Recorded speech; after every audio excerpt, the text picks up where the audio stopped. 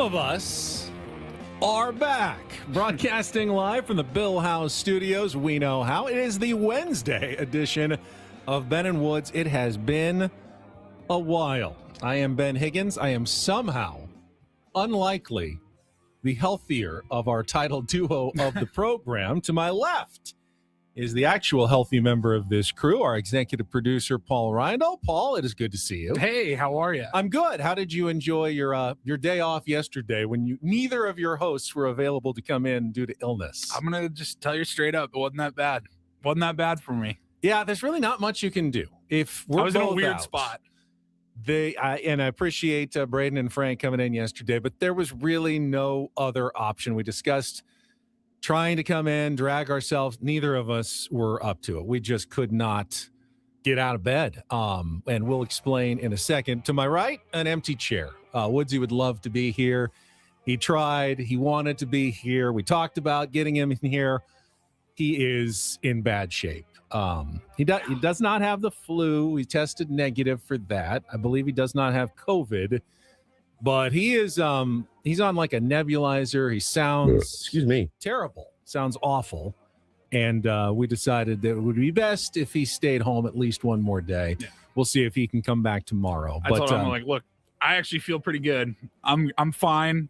Ben, you had a totally different illness, which you can explain. But I just told Woods, I'm like, bro, I don't want to get sick either. So, like, I love you, and I know you really want to be here, but I don't want to get sick. So the first thing, one of my buddies at Channel 10 said, oh, so you and Woods did sleep together at fantasy camp. And I said, that is categorically none of your business. Yeah, but 100%. Even though we're both sick, we have completely different illnesses. Woods has something respiratory that he is battling, and we hope he gets well soon. My illness I was fine from about, chest up. No headache, no runny nose, no trouble breathing whatsoever. My illness took place entirely from the stomach on down.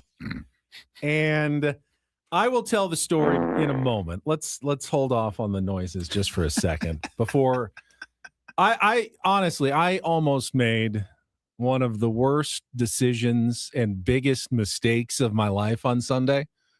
And I'm lucky that I made it through because it was a really bad choice that I made. I have not heard this story. No, you haven't. Sunday, all I know was Monday, you told us it had been about 48 hours maybe at that point that you weren't feeling well. Meaning this all started when you were in Las Vegas. Yes. And Sunday was a travel day? I will explain what happened. I will tell you, though, now on the back end, I am 13 pounds lighter than I was 3 days ago. Hey. It was not pleasant. I do not recommend it as a weight loss strategy. I continue to recommend sdfatloss.com for the safe and efficient way to sustainably lose weight. This is not the way to go. But my belt doesn't even fit. My face looks different. 13 pounds lighter than, because I get on the scale almost every morning. I got on before I went to Henderson for my quick 2 days of golf. And then I got on it yesterday morning and I had lost 13 pounds. And I ate a lot the first, 36 hours I was in Henderson. And then after that, it was bad, Paulie. But what did we eat in Henderson? Have we narrowed it down at all? We're not sure whether it was food poisoning or it was a norovirus. But the upshot is I could probably stand to gain a pound or two at this point. And I was trying to think, well, what food can I allow myself to eat now? Do you have something that you like so much that you don't even let yourself like order it anymore? I absolutely do. And I haven't had it in a few years because I just know it's just too dangerous for me.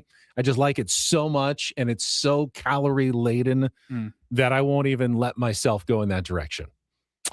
The big old box of carne asada fries from the taco shop. Yeah. I mean, like that one order, it's got to be like 5,000 calories, and it's so good. I think like I'll split an order with like my wife once every couple of years, maybe. It has to be like the biggest treat. And I see like every time I go into one of those taco shops, There's always somebody eating them. I'll try to get a couple soft tacos, maybe 3 rolled tacos if I'm feeling spicy. But I see people always come in and order, I'll get the carne asada fries. And I go, I want those so badly, but I can't.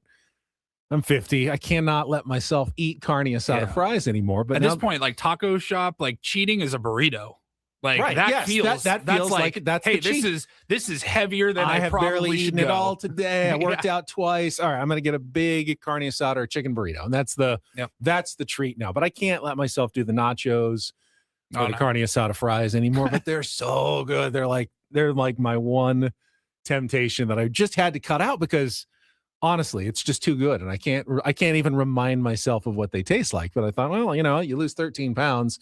My belt doesn't even fit anymore. Might as well indulge myself at some point. It's probably not the best food to go back to after 3 days of nothing but a little bit of broth, some dry toast. Oh, you have not gotten? Oh no! I thought those were I thought you got those on like Friday night. No. I have not gotten. I was thinking I could. That's what you're ready. You've made the room now. No, I've not done it. Yeah, I have not done that yet. I've been nothing but broth and toast and some white rice.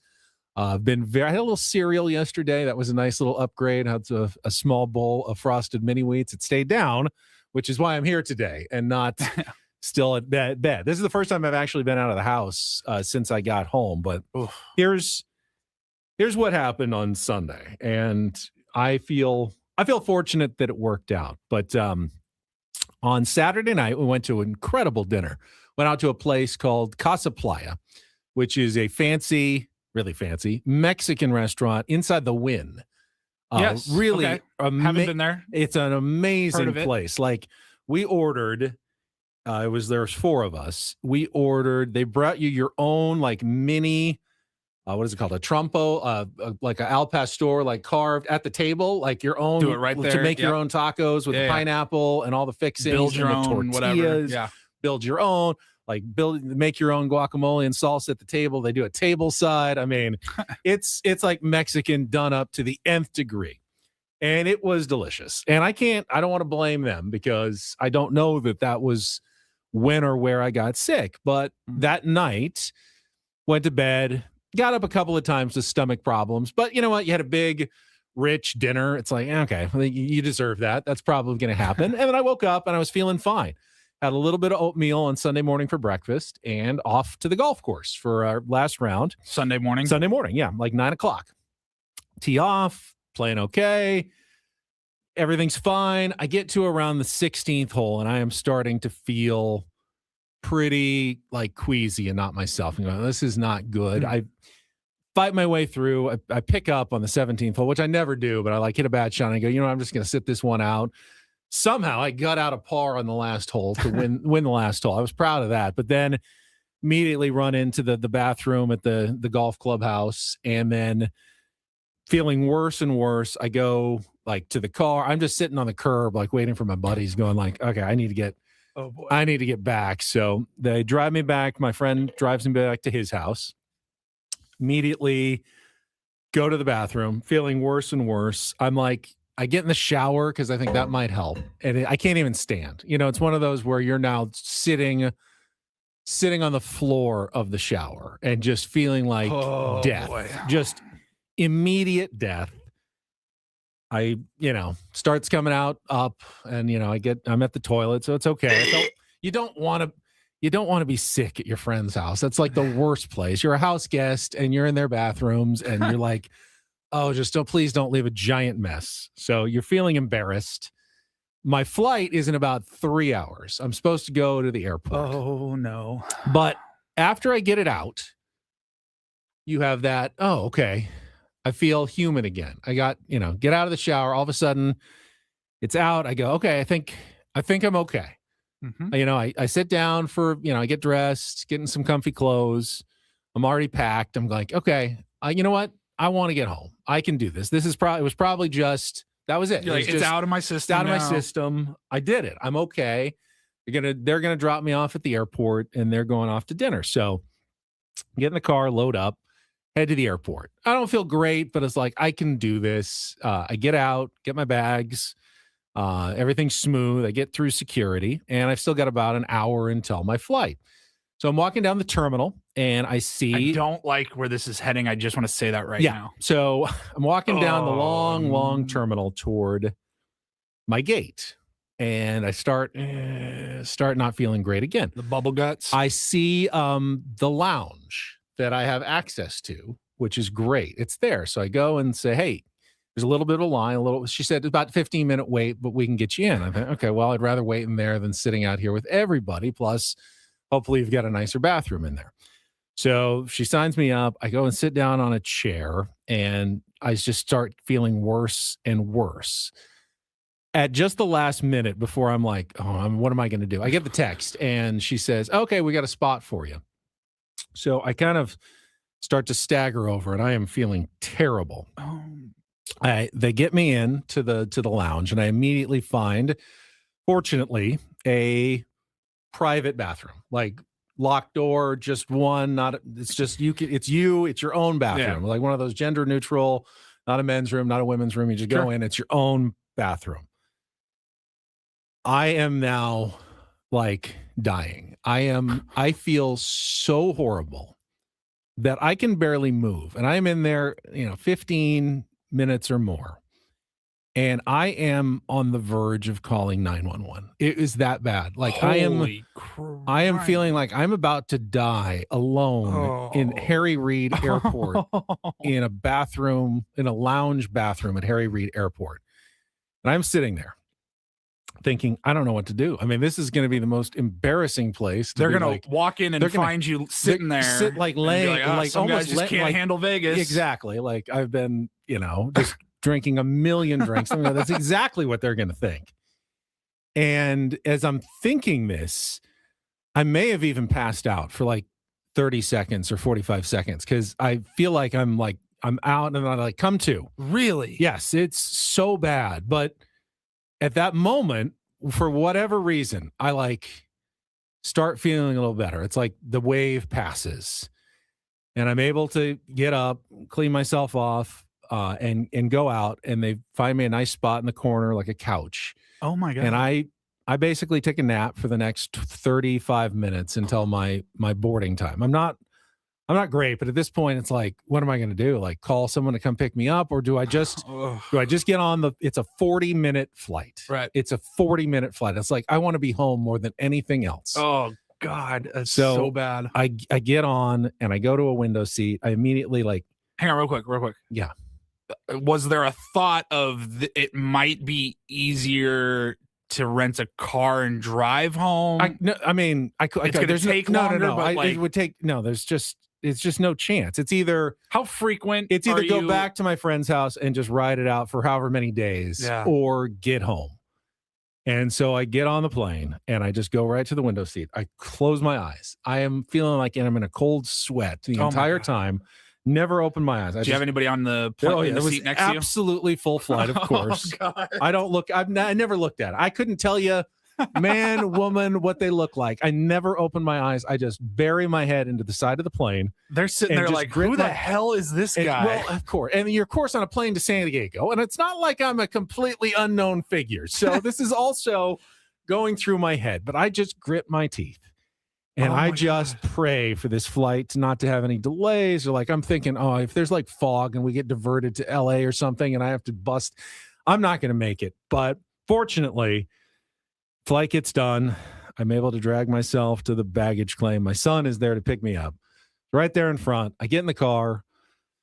Now you only have a 40-minute drive home. And then I put the seat back and I go, just get me home. Oh my God. And as soon as I get home, I get right in bed, and I did not get out for the next 2.5 days. And I feel like that was almost the biggest mistake I ever made, was getting on that plane. But I just wanted to be home. You had to, though. So badly. I just did not want to be anywhere else. I did not want to be in a city that I didn't know. I didn't want to be at a friend's house. I just wanted to be home in my bed. You're at the point where you're like, if I'm staying in Nevada, it's because I'm going to a hospital. Yes, exactly. Wow. I'm so sorry, man. Yeah, I had no idea. Oh, it was bad. We didn't have a whole lot of communication over the weekend. Let you do your thing in Vegas. I think at noon on Monday, I had talked to Woods and he sounded terrible. I go, what the hell happened? He's like, I felt this way since Friday. And then he goes, Ben's even worse than me. I'm like, wait, what the hell happened to him? What's going on? I'm glad you're okay. Yeah, feel okay now. Feel much better Congratulations this on morning. the 13 pounds. Thank you. You look great. I'm sure you don't feel How's the great. haircut? See, I got the haircut on Friday. We were no more Chairman Ben. It's already coming back. It really grows fast up there in those corners, doesn't it? But I think Juan did a pretty good job. Suits my new head shape that I have acquired in the last 3 days. My glasses are like way too big for me now. What happened to me? Where am I? I'm gone.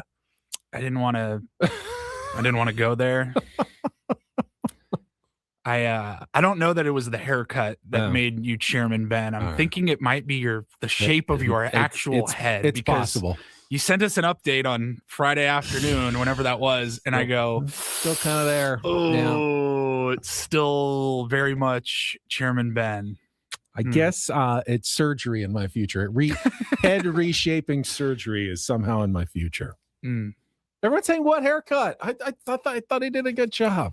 I think unfixable. Traditionally, that's the sign of a good haircut where you don't even notice. It's not super noticeable. Like, oh, that looks great. Like, oh, I barely except when you really want people to notice. Except you want it. Yeah.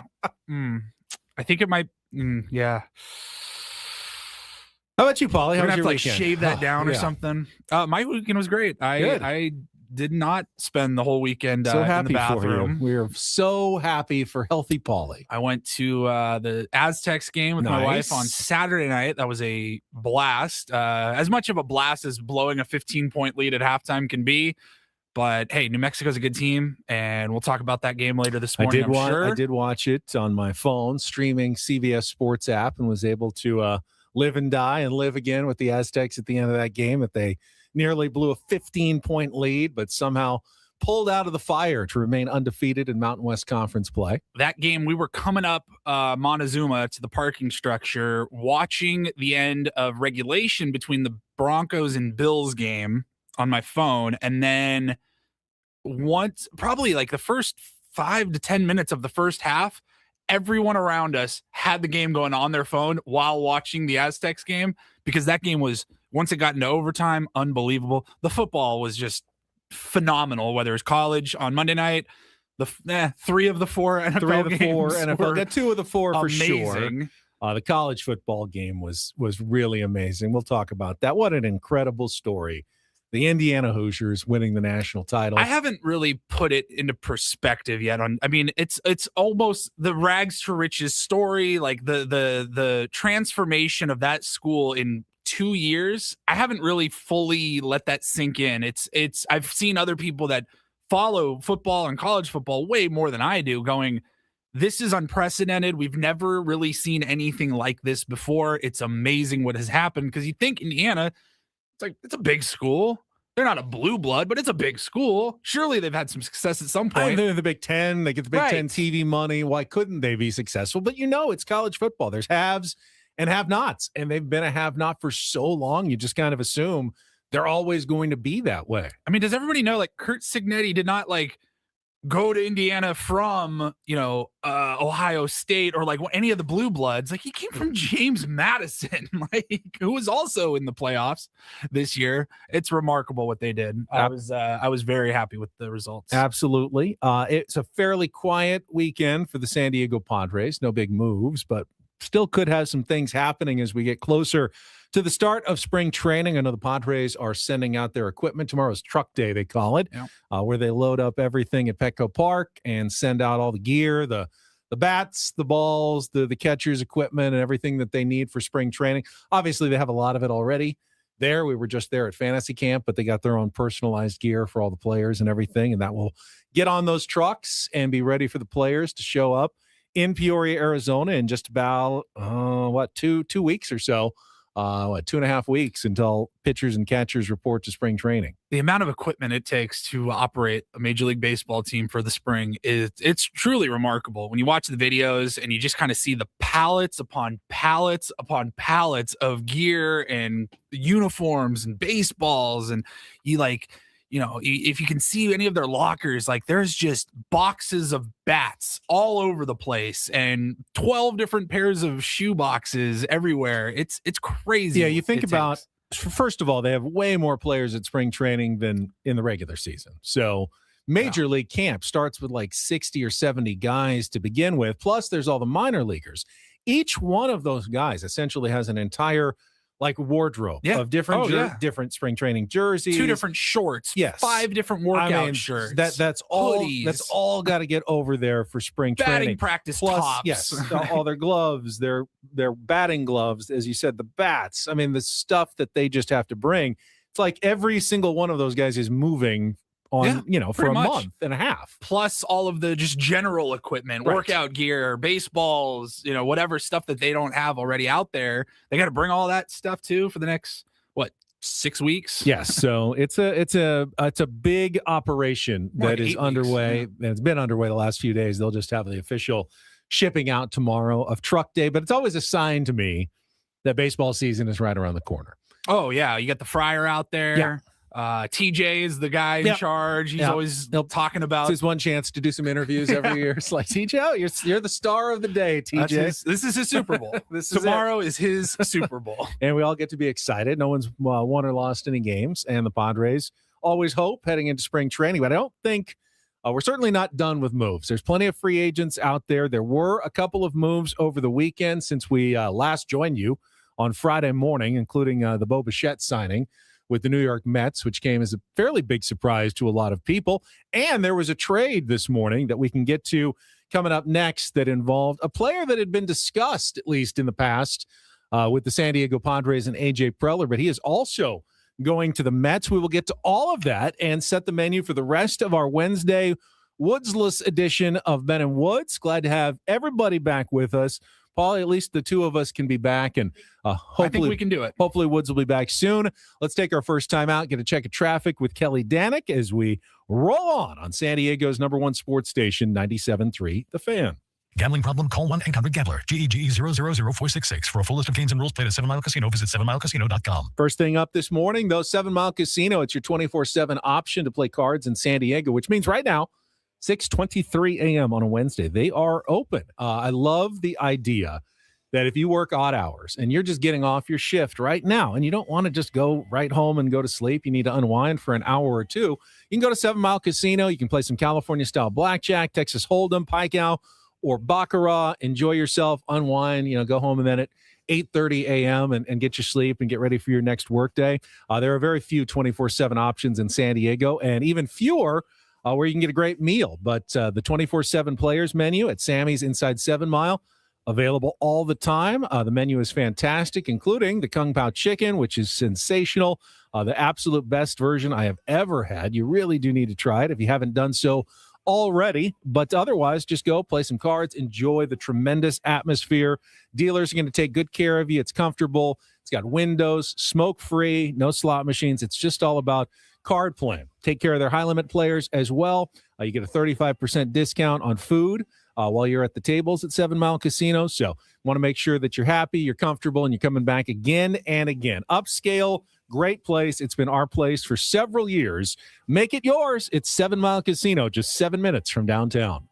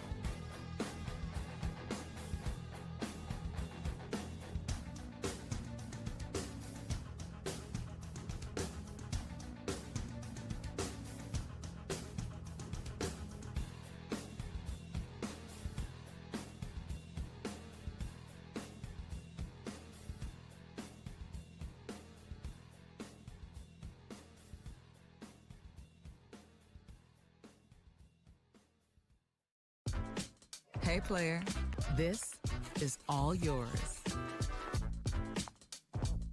This room with this view. This speakeasy with this cocktail. Hey, could you make that too? This spa with this. Ah. And this pool on this roof. This is all for you. The all-new Hamul Casino Resort, now open.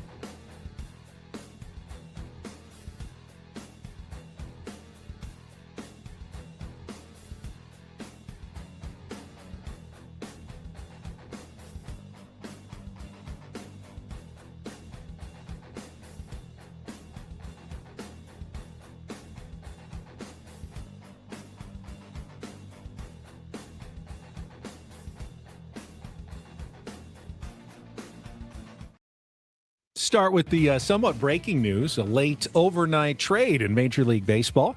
The New York Mets have acquired center fielder Luis Robert Jr. in a trade with the Chicago White Sox. And I think the price tag here, Paulie, was pretty high considering Luis Robert Jr., as much potential as he has, really has not performed at all at the big league level the last couple of years. The White Sox are going to get back Luis Angel Acuna, Ronald Acuna's brother, and another pitcher, right-hander Truman Pauly. And I believe the Mets are going to take on the whole salary of Luis Robert Jr. as well, which is $20 million this year with a $2 million buyout at the end of the year. So essentially $22 million bounce back gamble, one that the Mets can afford to take. Sure. Since they did not land Kyle Tucker. So they got a little extra money to spend on Bo Bichette and now Luis Robert Jr. I mean, if he has a good season, everyone will go, oh, that was such a savvy pickup by the Mets. They, they saw it coming, and what's $20 million for them? That's nothing. You can see it working out, but ultimately, like if the Padres were going to pick up Luis Robert Jr., and we talked about it a lot at the trade deadline last year that he might be that extra He's bat. been rumored for the last several years, but I feel like the shine has kind of come off of him over the last couple of years. He just hasn't quite lived up to what you were hoping if the Padres were to make that trade and pull the trigger and get him. I was thinking like low-level prospect and the White Sox pick up a bunch of the salary. So for the White Sox being able to deal Luis Robert, get a couple of players, including Luis Angel Acuna, it's not his brother for sure, right, but he's a nice infielder, serviceable, potential infielder. and they offload all the money. I'd imagine the White Sox feel like that's a big win. And the Mets are thinking, well, we got a lottery ticket, and if it happens to come through, we'll look like geniuses because he's a good defender. They can afford the risk. They were a bad defensive team. They've spent their entire offseason, mostly trying to upgrade the defense with the addition of Marcus Semien and other players. The offense probably isn't as good, although Bo Bichette's going to help. It's just a revamped New York Mets team in so many ways. Do you feel like the Mets are better than they were at the end of last year? Because I don't know either. I don't know. I think those are all like fine players. I don't know that they're gaining more than they lost. They've lost Edwin Diaz. They've lost Pete Alonso. They've lost Brandon Nimmo. They've lost Jeff McNeil.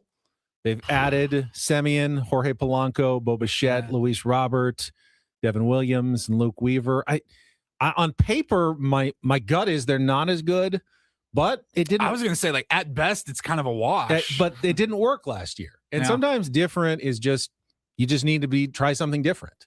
And they're going with what they think is a more well-rounded team as opposed to one that can really, smash into submission with the offense. So that was the big baseball news last night. We'll get to some more baseball talk a little bit later. I want to set the menu, though, on the Wednesday edition of Ben and Woods here. Coming up in this segment, I do want to talk more SDSU basketball because you were at the game, as you said, on Saturday, and they've got another big game tonight in Phoenix against Grand Canyon. But there was some developing news overnight about the Aztecs that we need to pass along as well. So we'll get to that coming up. As we mentioned, just some unbelievable football over the weekend with the NFL divisional round of the playoffs and the NCAA championship on Monday night. I did get to watch that from home in bed and enjoyed that game quite a bit, actually, between Indiana and Miami. So we'll talk about that coming up. Well, if Don't Do This at 7:20.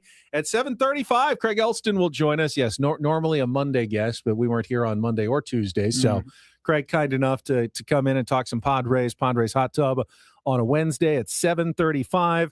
We'll play a little real or fake since Woods isn't here, but we still have a chance to qualify for those Sammy Hagar tickets and trip to Las Vegas at 8:20 this morning. Have a Reindl Report, a Biggest Fan, and James Taylor giveaway. James Taylor coming to play at the Rady Shell, correct, in April. And we'll have some tickets to give away in the second half of the program for that concert as well. So that's what we've got coming up today. Let's get another quick check of traffic with Vicky, and then we'll come back and talk some Aztecs basketball with that developing news next here on 97.3 The Fan.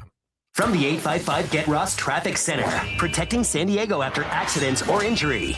This update is brought to you by Creative Repipe. It's garbage, not cars that are slowing you down. Lots of trash out there on the roadway on the southbound side of the 805, right by the 94. And then you still have that unknown debris spill taking out the left lane south on the 15 at Vio Rancho Parkway. Starting to get a little bit sluggish northbound on the 5 as you approach the 15, but looking great on the 8. Don't wait until that water leak in your home becomes a flood.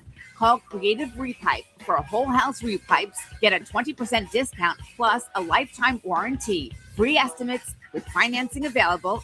Visit creativerepipe.com. That's creativerepipe.com. I'm Sue Aller with Ben and Wood, San Diego's #1 sports station, 97.3 The Fan. My apologies. Sue, not Vicky, this morning in for Kelly Danik. All right, so Paulie, on Saturday night, the Aztecs built a 13-point halftime lead against New Mexico at Viejas Arena. You got to be feeling pretty good. Oh, yeah. Aztec alum, arena's rocking. New Mexico is, I always think, kind of secretly maybe the biggest rival of the Aztecs. Oh, 100%. I mean, they're a thorn. I think UNLV is the one that, they think they're the Aztecs' rival. Fresno State thinks they're the Aztecs' rival. But for my money, as an Aztecs fan, New Mexico has always been the school that kind of gets under my skin the most. Yeah. And I really want to see San Diego State win that game. And now it's got a whole new dimension with their new coach, Eric Olin, who I like a ton, was UCSD's head coach, led him to the NCAA tournament last year, took some of his players, other players with San Diego connections, and has built something pretty decent. Oh, they're a good team. First season, yep. They're a good team. And they fought back in the second half after falling behind by 15. San Diego State went cold, and New Mexico State went on a big run. Eventually got back not only to tie the game, but got to the lead with a minute to go. They were up by 2 when Olin, who is known for believing in Analytics, Advanced College Basketball Analytics, made a very fateful decision in that game that I thought was fascinating. With a 2-point lead, they fouled Miles Heide intentionally to send him to the line. One of the worst free throw shooters in college basketball, shooting like 38% from the line. And the logic is, if he does not make both free throws, you've got the lead and the ball, and you have put yourself in a great situation to win. What are the chances that Miles Heide is going to actually make both free? I don't know that he's made both free throws in a trip to the foul line all season long. Wouldn't you know, Miles Heide gets up there and knocks them both down. What was the mood? Were you there all the way to the end of the game? Oh, yeah. What was the mood like when Miles Heide stepped up to the line with 2 free throws in that situation? Just hold your breath. Really, just hold your breath. Pray he makes one of them. Like, you're just hoping to hit the first one. Right. He had no pressure. That was smooth as silk from They him. were both like perfect. I was like, just do that every time. Like, I'm watching on my phone, and so I'm not really like listening. I kind of could see what was happening, but I go, is that really Miles Heide? Is that someone else? Because those free throws looked smooth and perfect. And it was it's weird because I didn't really notice the analytical the foul in the moment being there. Instantly they decided, like, oh, we're now going to foul Miles Heide up 2. It's and just put him being on the there line. and not watching on the television broadcast, a little bit different. You were just like so hyped up. You kind of just didn't even know. All of a sudden you blinked and then Miles Heide's going to the line. I think it's still the right move by Eric Olin. I think analytically, like, it's not always going to work out, but but it should. The numbers say that it should work out more often than not. The odds are stacked against Dutch him. even to make admitted, both. he said after the game, I guess I'm not a smart enough head coach because I had no idea what they were doing. Now, he takes Miles Heide out when they're like up, 2 or 3, Right. and they know the other team needs to foul. He'll take Heide out so they don't have the option of fouling him, send a better free throw shooter to the line. But he's thinking, we're behind. They're not going to try to put us on the line to tie the game potentially. Who would do that? But a coach like Eric Olin, who knows the numbers, knows the percentage and the chances of a guy who makes 38% of his free throws making both of those, puts his team in an advantageous situation. But making both of those free throws changed the entire final minute. New Mexico then gets the ball, but Miles Byrd comes up with a steal. He had another great performance where he filled up the stat sheet for the Aztecs. And he's been doing that more lately. They've been needing more from Miles Byrd, and they've been getting more. I think it was one of his best Byrd. games as an Aztec. Absolutely. Finished with 21 points, 8 rebounds, 3 steals, and 4 blocks. Just doing everything for San Diego State in that game.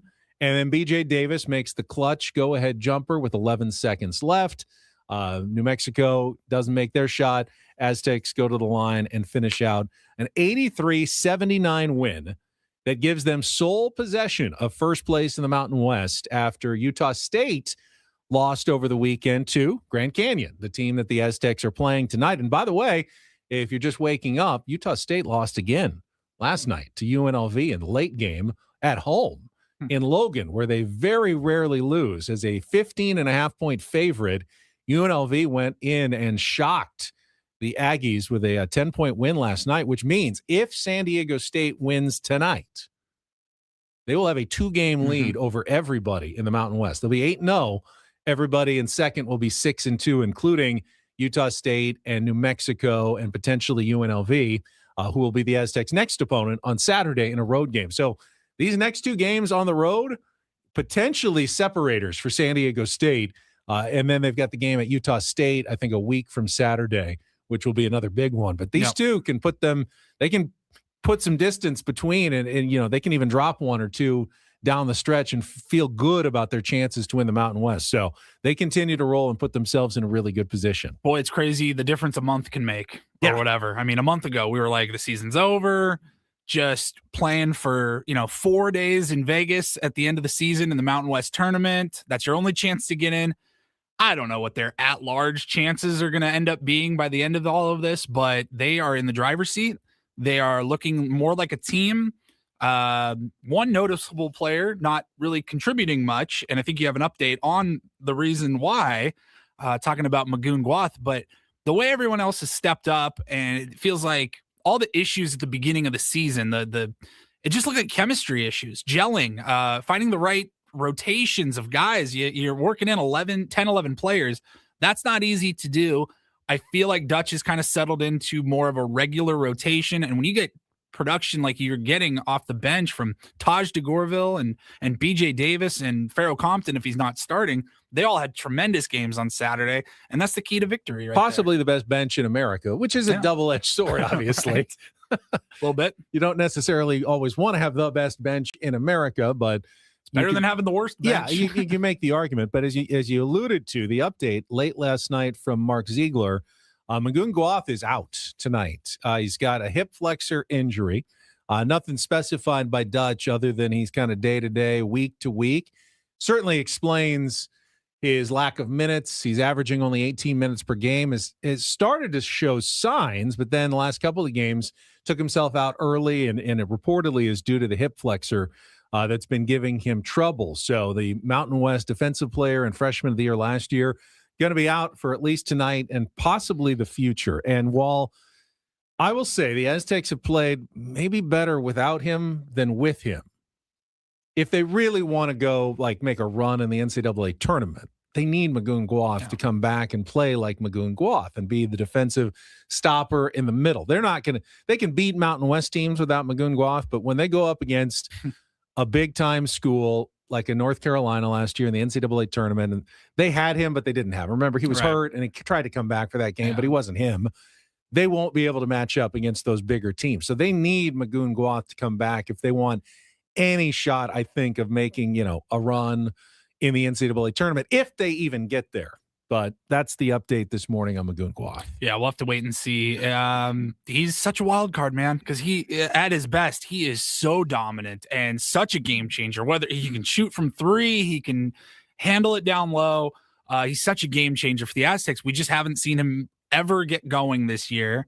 I don't know that while Miles Heide has improved immensely over the last couple of years and turned himself into a very serviceable player, the combination of him, Compton, and Odin, it doesn't inspire a ton of confidence. Like you said, going up against some of these bigger schools that you'll run into in the tournament, I think those three can get the job done to even win the Mountain West, but I don't know how much farther it goes beyond that. We'll talk more about tonight's matchup at Grand Canyon, where the Aztecs, I don't think have ever won. I don't think they've ever won at that school. I have been there for a game, and I can give you my firsthand description of what it's like at their arena with their fans, who are known as the Havocs. Is that where you got hit by a car? It is not where I got hit by a car. That was the NCAA tournament. That was in Tucson. This was in Phoenix. It's kind of in central Phoenix, but I can give you kind of set the stage for what the Aztecs are going to be facing in that game tonight. Of course, we'll be talking to Craig Elsten at 7:35. All guests on Ben and Woods appear on the David P. Shapiro fan hotline. David P. Shapiro criminal defense attorneys helping good people regain control of their future when charged with a crime since 2010. Visit davidpshapirolaw.com. But I want to get into some football. Let's start chronologically, Pauly, since we are finally back here this morning. Can you talk a little bit about the NFL games on Saturday and Sunday, including that incredible Broncos-Bills overtime thriller in which Bo Nix leads Denver to the AFC Championship, but suffers a season-ending ankle injury, just like 3 plays before the end of the game? Second to last play. It was like the kneel down, and I didn't even see what happened. He got hurt on that keeper to the left where he lost like 3 or 4 yards. That's where the injury happened. That's where the injury happened. And on the next play, he threw up the pass that got called for the pass interference that got them into field goal range. Then they took the knee. Then they kicked and won, but we didn't find out until after the game from Sean Payton. No. He just kind of hobbled off. That Bo Nix was going to be out for the season. So he's done.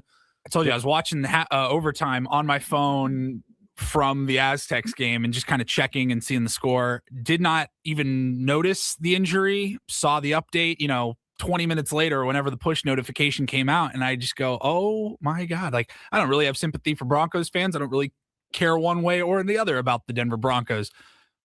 But what is that feeling like? Like, you're like, oh my God, we won. We're going to the AFC Championship. That elation lasts 15 minutes until Sean Payton comes back out to the podium and says, by the way, Bo Nix fractured his ankle or whatever. He's out for the rest of the playoffs. And then you just go, oh, cool, we're screwed. That's what it does feel like. And I mean, can you see a world where Jarrett Stidham becomes like the unlikeliest hero of any Super Bowl in history, where he leads the Broncos to 2 wins? I don't think it's out of the question. I don't think the Patriots are unbeatable. There's a non-zero chance, Yeah. but I mean, Stidham that line going to be? Stidham has taken 1 snap this season. It was a kneel down, a blowout win in week 8. And he has not thrown a pass, since 2023, I think, in the NFL. They're done. Sean Payton has been talking him up, saying, oh, he's absolutely ready to go. He's ready for the challenge, very excited about it. But, yeah, you've got to feel, if you're a New England Patriots fan, this could not have set up any better for your team. Yeah, finally that organization catches a break. Yeah, that this is set up very well with Drake May healthy and going into Denver for the AFC Championship game this weekend. I'm looking right now. The early line the Patriots are favored by 4.5, and that seems insane to me. What did you think in that game of the overtime interception by Jaquan McMillan? The play that Brandon Cooks had it for a second, they were kind of rolling down together, and then McMillan came up with it for the interception, because Cooks kind of contended, I had it, I was down, and then after he took it away, if they rule that a catch, Buffalo probably kicks the field goal and wins that game, and they're going on to the AFC Championship. I did not see that actually happen in live time. Told you at the basketball game. Did see it afterwards, of course, and I watched it a few times, and I go, I don't quite I don't know that I've seen a play like that before. Certainly not with those implications. The season on the line. Yeah. I don't see how that's ruled an interception. I kind of agree with Buffalo fans. I think at that point, I thought he had the ball and was on the ground. And he's down. He's down. You know what I mean? You see it all the time when there's a big pile. I know. I disagree, though. I think, in a situation like that, and the referees explained it, part of the catch is surviving through the ground. And as he came to the ground, the ball jostled loose and it was ripped out by McMillan. McMillan had the ball at the end of the play. Yeah. That's the one thing that we know for certain. And to me, that is the only evidence that I really need to see. Unless you can go back and go, oh yeah, he's down. There's a beat, he's got the ball. He's completely down. And then it gets ripped out of his hand. It all happens so fast. I think, possession is now I missed it live. Did they review? I'm sure I don't know if they reviewed it officially, because it's overtime, but they look at everything now. It's the league office takes a look at everything. Commercial. It's a turnover. They looked at it, and I don't think there was any reason to call that a catch. It was an interception. And by the way, Buffalo still had a chance to stop them and get the ball back and win the game, and they did not. So I don't think it's a tainted victory at all for the Denver Broncos. I wouldn't go that far either. It's just that's a 50-50 call, and it didn't go Buffalo's way. I don't know what else to say. So we've got New England, and that was the New England-Houston game was pretty ugly. 8 turnovers between the two teams, but Drake May was definitely better than C.J. Stroud, and that was one of the biggest differences. C.J. Stroud played terrible, and they still had a position. They had a chance to win. That's why I'm not 100% sure New England's going to win this game against Denver, because Denver's defense is just about as good as Houston's. They were 1-2 in the NFL this year. Sure. And New England did not have an easy time. And even without Bo Nix, it's possible that the Broncos still have a better offense than Houston does, even without Bo Nix, because Houston's terrible. Their offense is terrible. Right. So is it possible? Should the Patriots be favored? Yes. I still think the Broncos might be able to pull this off on their home turf, in Denver. I think there's a chance, could they beat the Rams or the Seahawks in the Super Bowl without Bo Nix? Probably not. I would favor now the NFC champion over the AFC champion. Sure feels that way. No matter what. We can talk more about the NFC title game, another divisional rematch, the Rams and the Seahawks coming up on Sunday, which is, I think, all season long, those were the 2 best teams in the NFC. Or the Rams and the Seahawks. Doesn't always work out that way, that you get the 2 best teams, especially when they're in the same division. Well, because then it looks like a 1 versus a 5 or whatever. You don't think so. You don't think so. But in this case, I think ultimately, if you look at the talent on the roster and you look at the quarterbacking play, especially that the Rams got from Matthew Stafford, that this is the best possible matchup in the NFC for a championship game, and it should be a good one. I'm looking forward to that one quite a bit on Sunday. I don't know that we move, if we're going to keep moving with football in our next segment. The fact that we haven't even mentioned that Bears game and the throw from Caleb Williams, I know. Unbelievable. We can get to that and the college football championship game as well. So much we're trying to catch up on a Wednesday. Finally back with Bennett Woods, our number one complete on San Diego's number one sports station, 97.3 The Fan.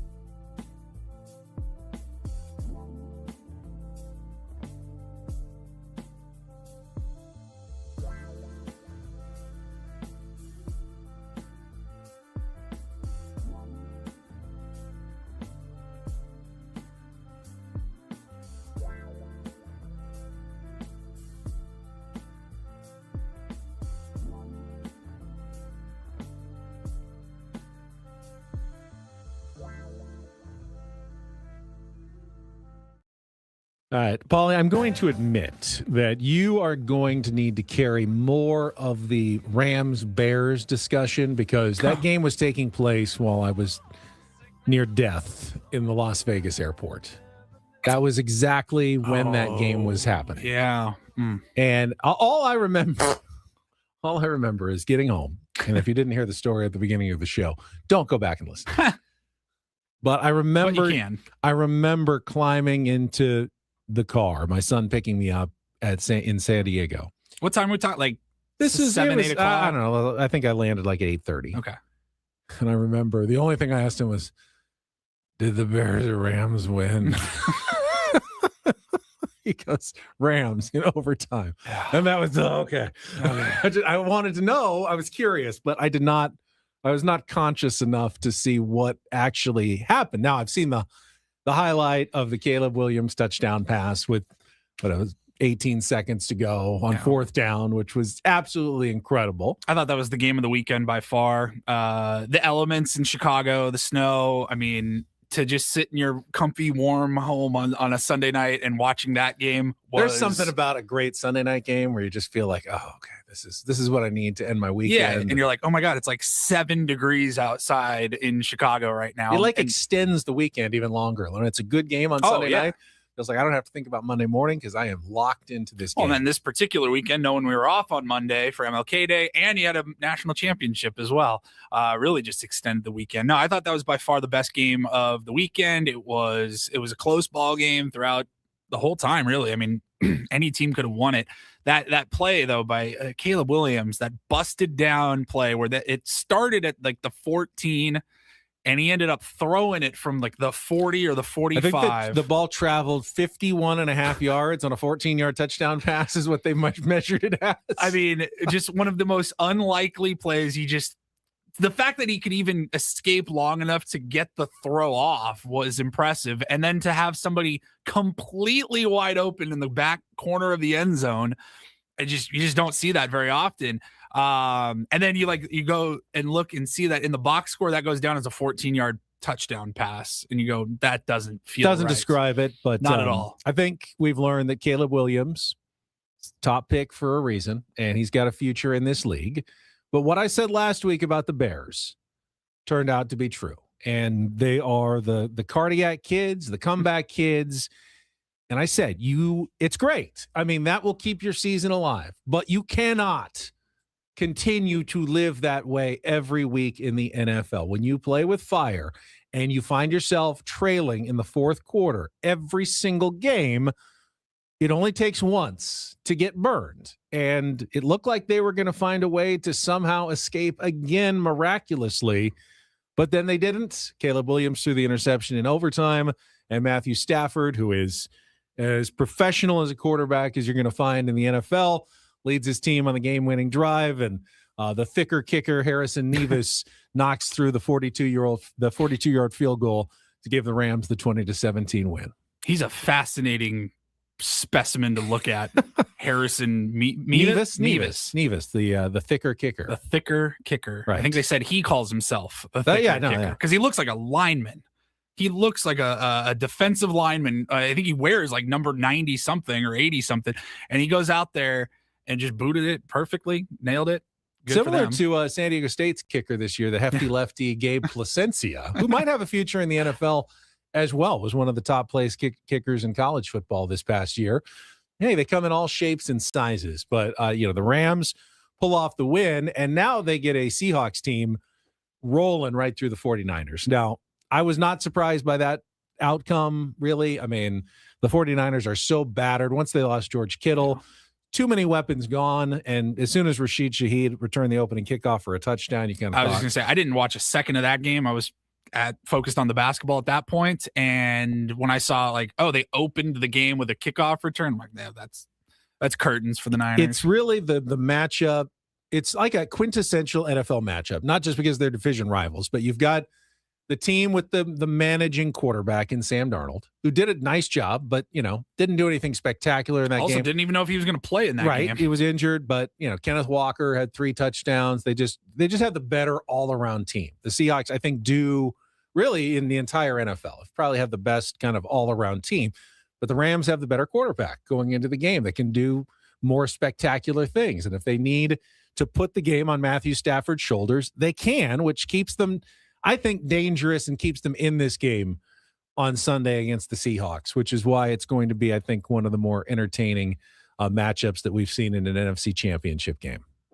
I'm thinking Seattle probably rolls them, is my guess. You think so too? Yeah. I just think they're just firing on all cylinders right now. If they do, then they will roll the Patriots or the Broncos in the Super Bowl, and the Seattle Seahawks will win your Super Bowl title this year. I would say I'm with you what you said in that last segment, though. I think the winner's coming out of the NFC.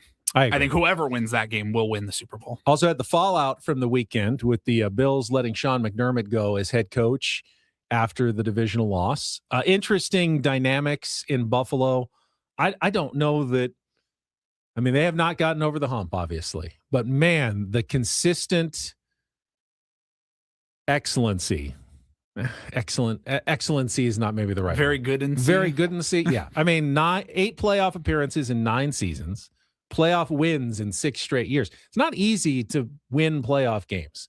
And Sean McDermott has done it consistently, but has not gotten all the way, which is what they're looking for in Buffalo. The question is, can they find someone who is going to take them to the next level, or would have been better off giving Sean McDermott another bite at the apple going forward?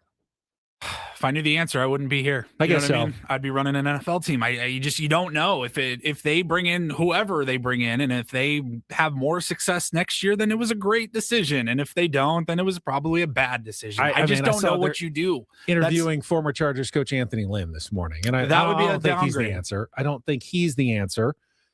Who is the answer? I don't know if that it's out there. A couple of guys off the market. The Titans, of course, hiring Robert Saleh as their new head coach. I'm okay with that. Yes, it didn't go well with the Jets, but that was the Jets. Seemed like he was going to get another crack. I think you get your second chance. And a lot of guys learn from their first chance, and they're better off the second time around. Hey, Bill Belichick learned from his first chance in Cleveland, was much better the second time around in New England.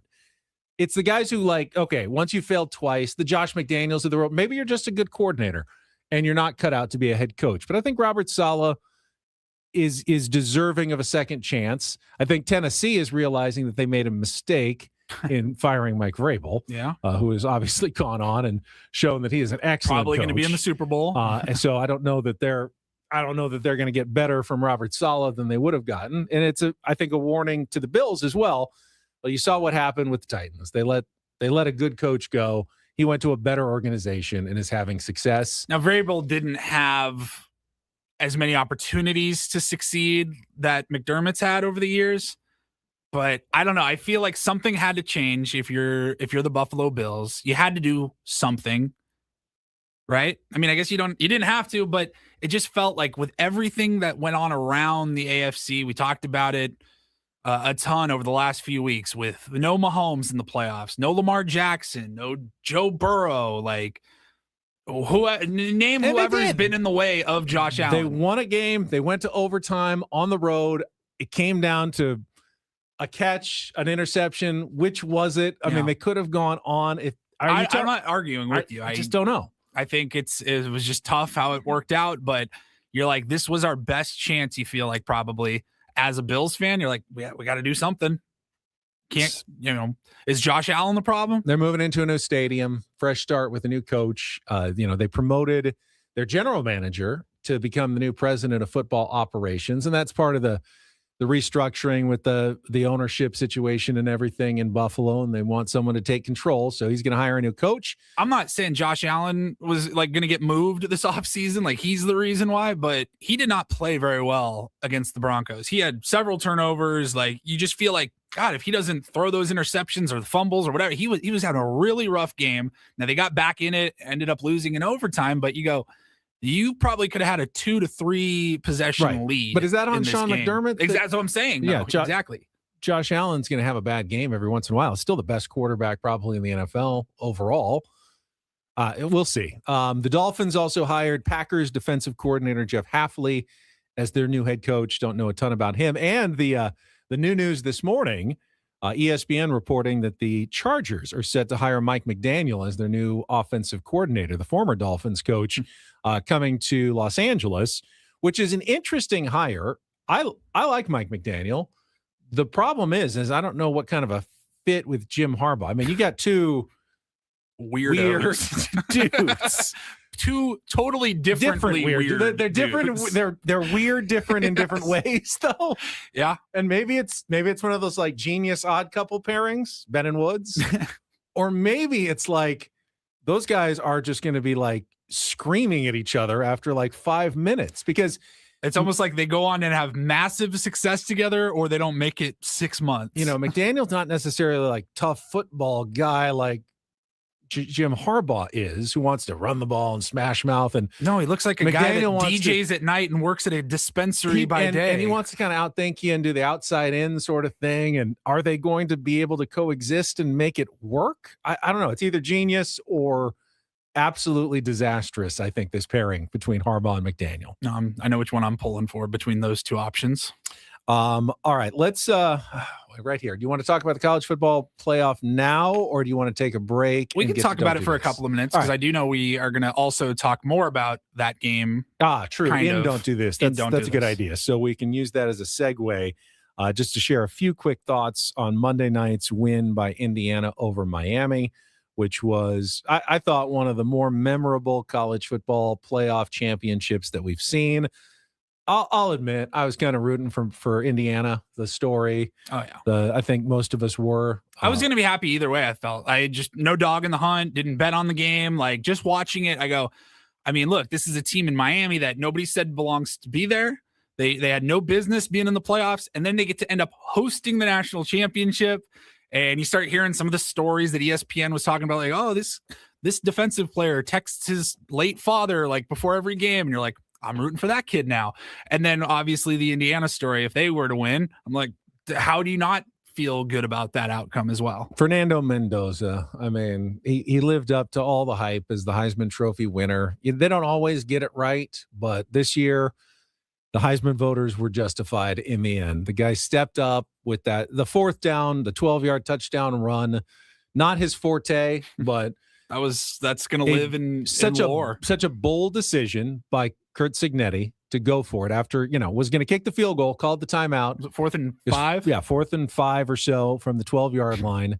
And then they call that play where clearly the designed run up the middle and just like. But hoping for 5 or 6, like hoping for the first down, and he just barrels his way in. Yeah, and then, hits off one guy, keeps his balance. Spins, helicopters into the end zone like John Elway in the Super Bowl here in San Diego. I mean, it was one of the more memorable college football plays of my lifetime and gave them that 10-point lead.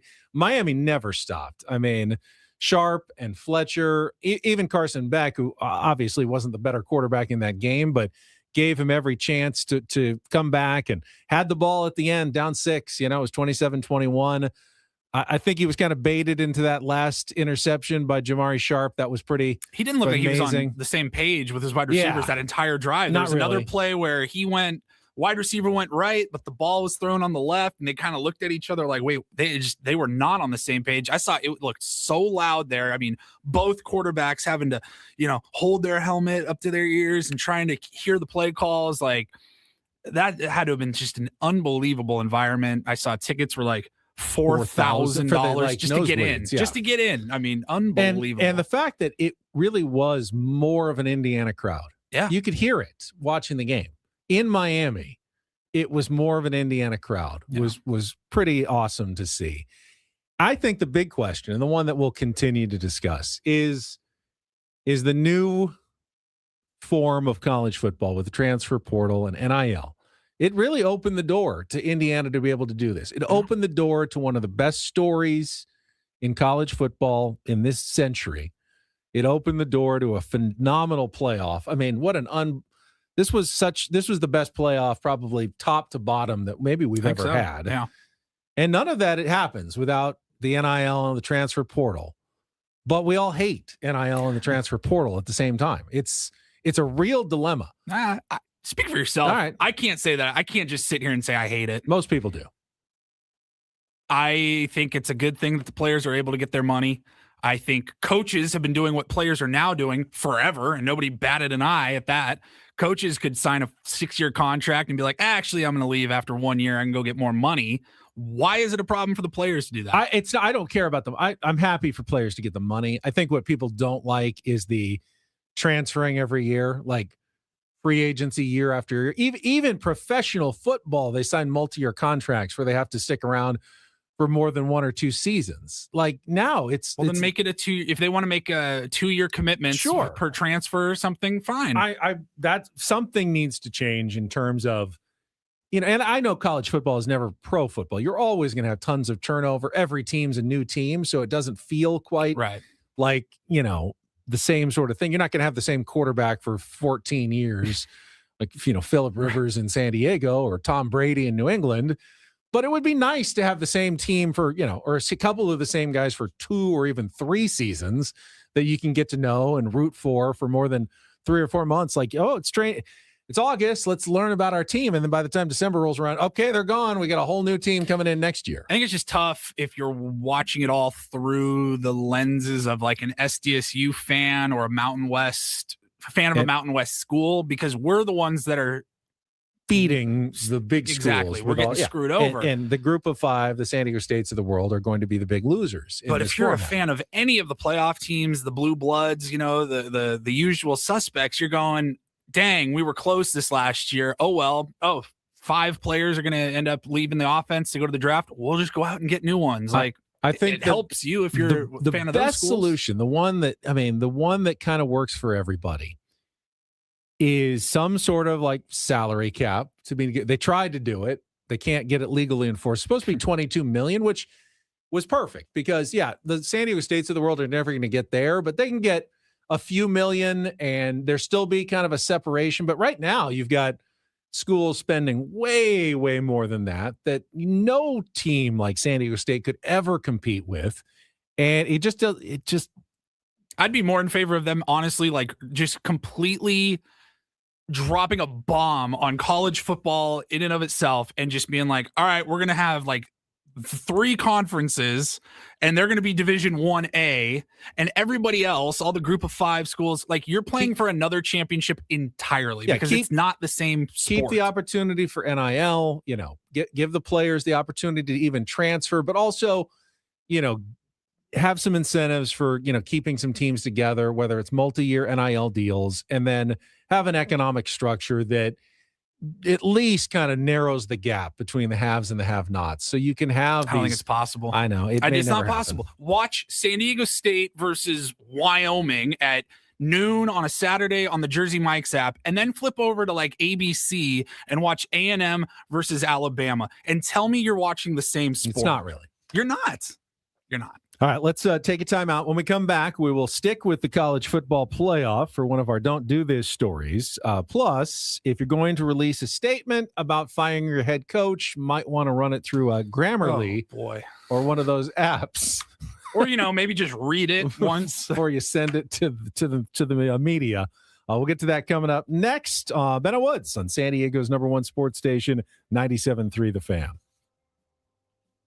First, though, I have a brand new sponsor I want to tell you about. We spent a lot of time talking about preparation in sports, game plans, adjustments, knowing what could go wrong.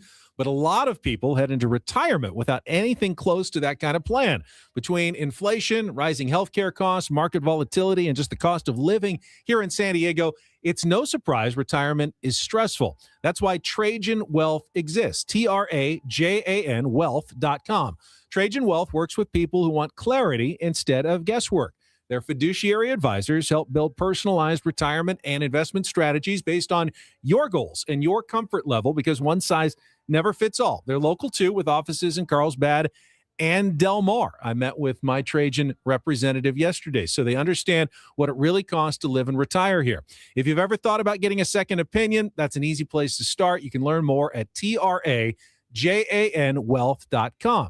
You can also just pick up the phone, call 619-367-0207. That's 619-367-0207. And when you're ready, everything starts at TRAJANwealth.com. Trajan Wealth, plan smarter, dream bigger. Advisory services through Trajan Wealth LLC, SEC registered investment advisor. Client paid advertisement. Additional disclosures at TrajanWealth.com.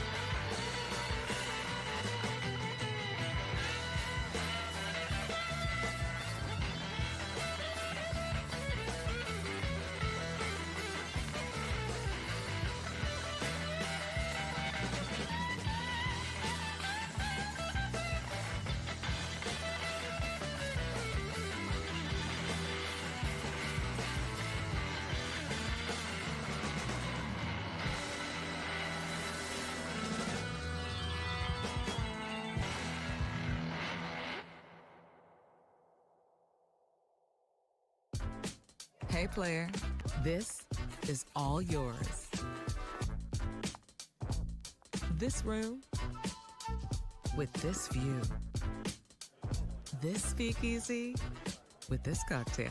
Hey, could you make that too? The spa with this. Ah.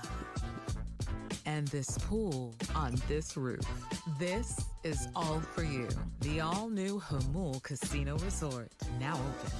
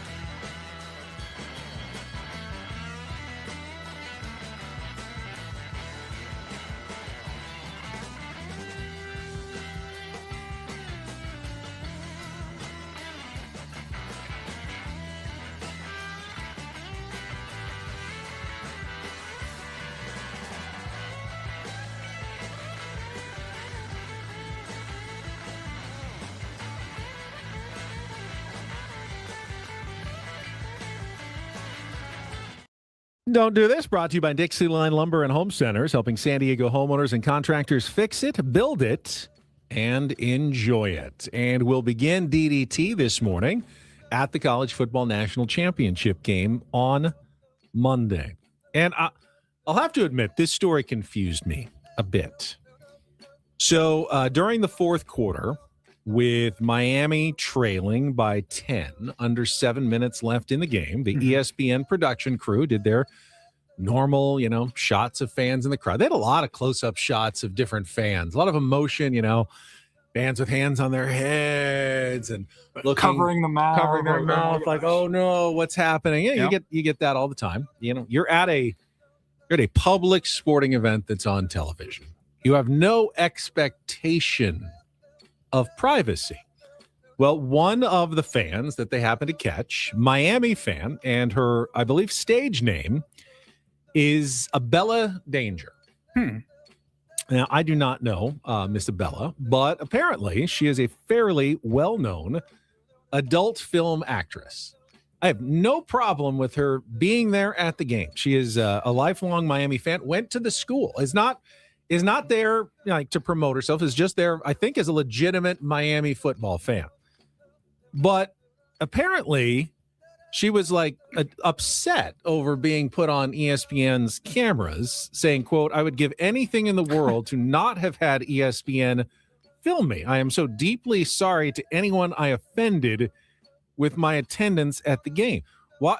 First of all, why would anybody be offended by a Miami fan going to watch a Miami game? I don't get that. That's a DDT. Secondly, though, why would you be upset about being put on camera when your livelihood is, I'm one to talk. We're on the air. We are self-promotionalists. No one's going to promote us unless we promote ourselves.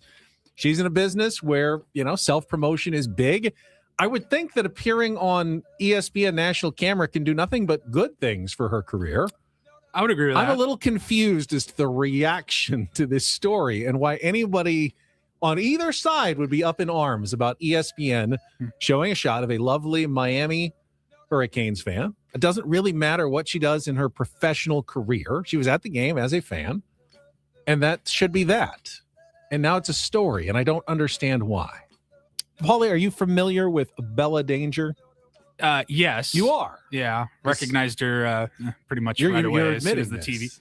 Yeah, I'm not a coward like you and saying, apparently she's I believe her stage name is Bella Danger. She was the number one person on a certain website that's like the number 2 or 3 website in the world, and we're all going to act like nobody knows who she is. Okay. I also agree. I thought it was kind of weird that she was not just upset that she was featured on the camera. I don't know.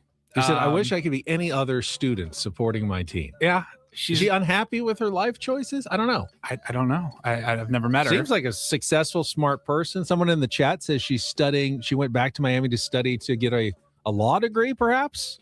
Good for her. I don't know if she graduated from Miami. I believe she did go there. She's been photographed she's been in like the background of basketball games, Miami Heat games. Like, she's a big Miami girl.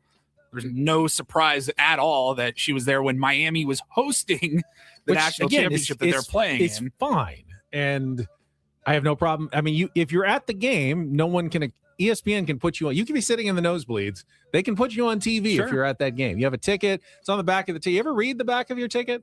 There's a whole lot of legalese. I haven't had an actual ticket. I guess that's true. But when you used to have the actual tickets, and my guess is somewhere on your online ticket, there's a whole bunch of legalese about your image, potentially being broadcast, you're at, a stadium, televised event, blah, blah, blah, blah. And this ticket, absolves whatever of life. I mean, it's all there. It's a weird story to me. I saw a lot of memes after that game, after that moment of, there's a lot of uncomfortable boyfriends and husbands watching this game with their wife right now. Interesting. Paulie? Yeah, next up, you teased it. If you're going to fire your head coach, you're going to eventually put out a statement, usually on the social media with the official letterhead of your team and everything. And I just thought it was interesting that you made it a whole 5 words. If you're the Buffalo Bills, you made it 5 words before you ran into your first typo. So the Bills, is it after a typo or is someone just dumb? There's a difference. I guess you're right. There's a difference. You're right. It was an error. I think somebody probably thought they were doing the right thing. Right. That's what I think too. The error is that nobody read this. Nobody could see this. So if I pull it up here on our stream, the Buffalo Bills announced that Sean McDermott has been relieved of his duties as head coach. That's the headline. That is your headline. And then it says below, quote, Sean has done an admirable job of leading our football team for the past 9 seasons. And I stopped right there. I just stopped after that one sentence. I go, he's done an admirable job. Well, it is better than a captain job or a lieutenant job. Sure. It's an admiral job. Admiral. I think the word you're looking for, Buffalo Bills PR, is admirable. Like admirable. Admirable. Admirable. Not an admiral job. Sean has done an admirable job. They have a staff that's supposed to take care of these things. To no words. Yeah. That's pretty bad. It wasn't buried either, like in the 4th paragraph. A simple typo. I mean, it is a simple mistake, but it's in the first sentence. I mean, Jesus, guys. It's almost like, you shouldn't have fired him, actually. Yeah, exactly. I mean, you can't look worse in the statement than use the wrong word. I got to imagine. I'm sure there's a portion of the Bills fan base that was like, good, it's time to move on. This guy sucks or whatever. But I'm going to guess the majority of fans were probably a little bit blindsided by that. And then when you see Admiral, you're like, you guys are a joke. What are we doing here? All right, finally, some do this. DD mega doo-doo. Well, congratulations again to Coach Kurt Cignetti, not only on his national championship, but the spoils that go along with it. So I guess last week he shouted out one of the local breweries when asked how would he famously dour Coach Cignetti. Well, how are you going to celebrate? And he mentioned definitely will celebrate by cracking an Upland Brewing beer. Well, Upland appreciated the unsolicited mention, and afterwards, when Indiana won their national title, they have provided Coach Ignetti with beer for life. I don't know exactly what that means, but Upland Brewing Company is going to provide Coach Kurt Signetti with however many beers he needs for the rest of his life. Just call and they will provide, which is a nice little, it's a bit of payola, I guess, plugola, of course, from Coach Signetti, but you know what? Hey, it works for him. He's the coach. Not going to have to buy his own drinks in the state of Indiana. Wasn't ever going to have to ever again. Now even when he's at home, he's got his drinks paid for. That's nice. You go out, someone's going to pick out Coach Signetti, buy him a drink. Now he's at home. He's like, Upland Brewing Company, going to buy me my own drinks at home. And that's Don't and Do This for a Wednesday. That was Don't Do This with Ben and Woods on 97.3 The Fan. All right, when we come back, we'll talk a little Padres. Is there still a move up A.J. Preller's sleeve before the start of spring training? We'll chat with our friend Craig Elsten. Padres Hot Tub Podcast coming up next on San Diego's #1 sports station, 97.3 The Fan.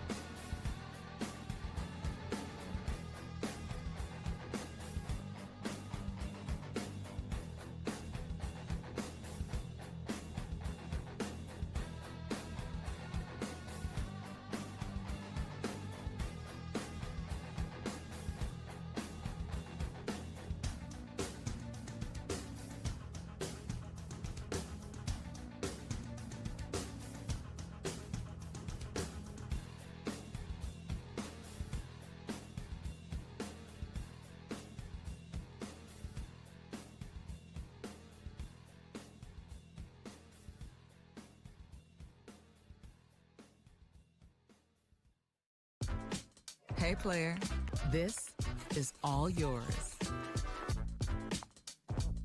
This room with this view. This speakeasy with this cocktail.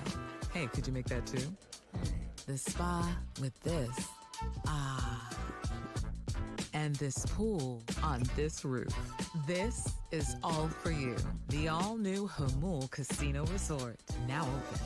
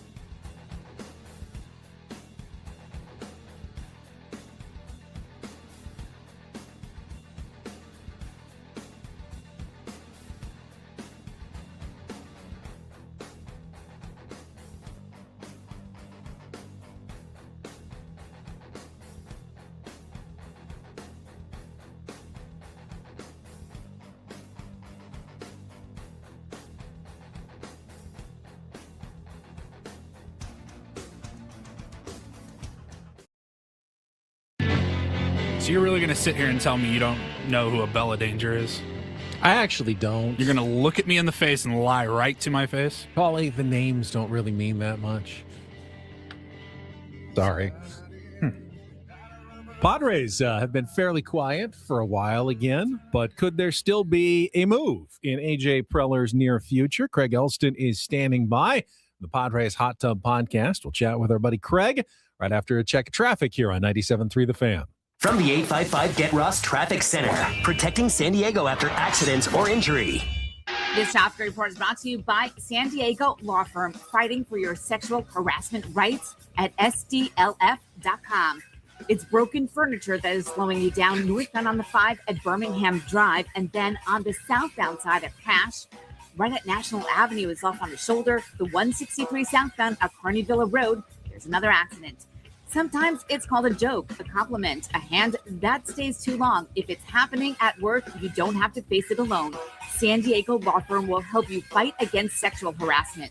Contact them at SDLF.com. That's SDLF.com. I'm Sue Aller with Ben and Wood, San Diego's #1 sports station, 97.3 The Fan. All right, joining us right now on our David P. Shapiro Fan Hotline. Hi, Craig Elsten. It is good to see you. It's been a while. Appreciate you joining us this morning. Sorry, Woods couldn't make it. He is actually feeling worse than I am. You know how much I hate listening to sick people on the radio. You don't sound that bad.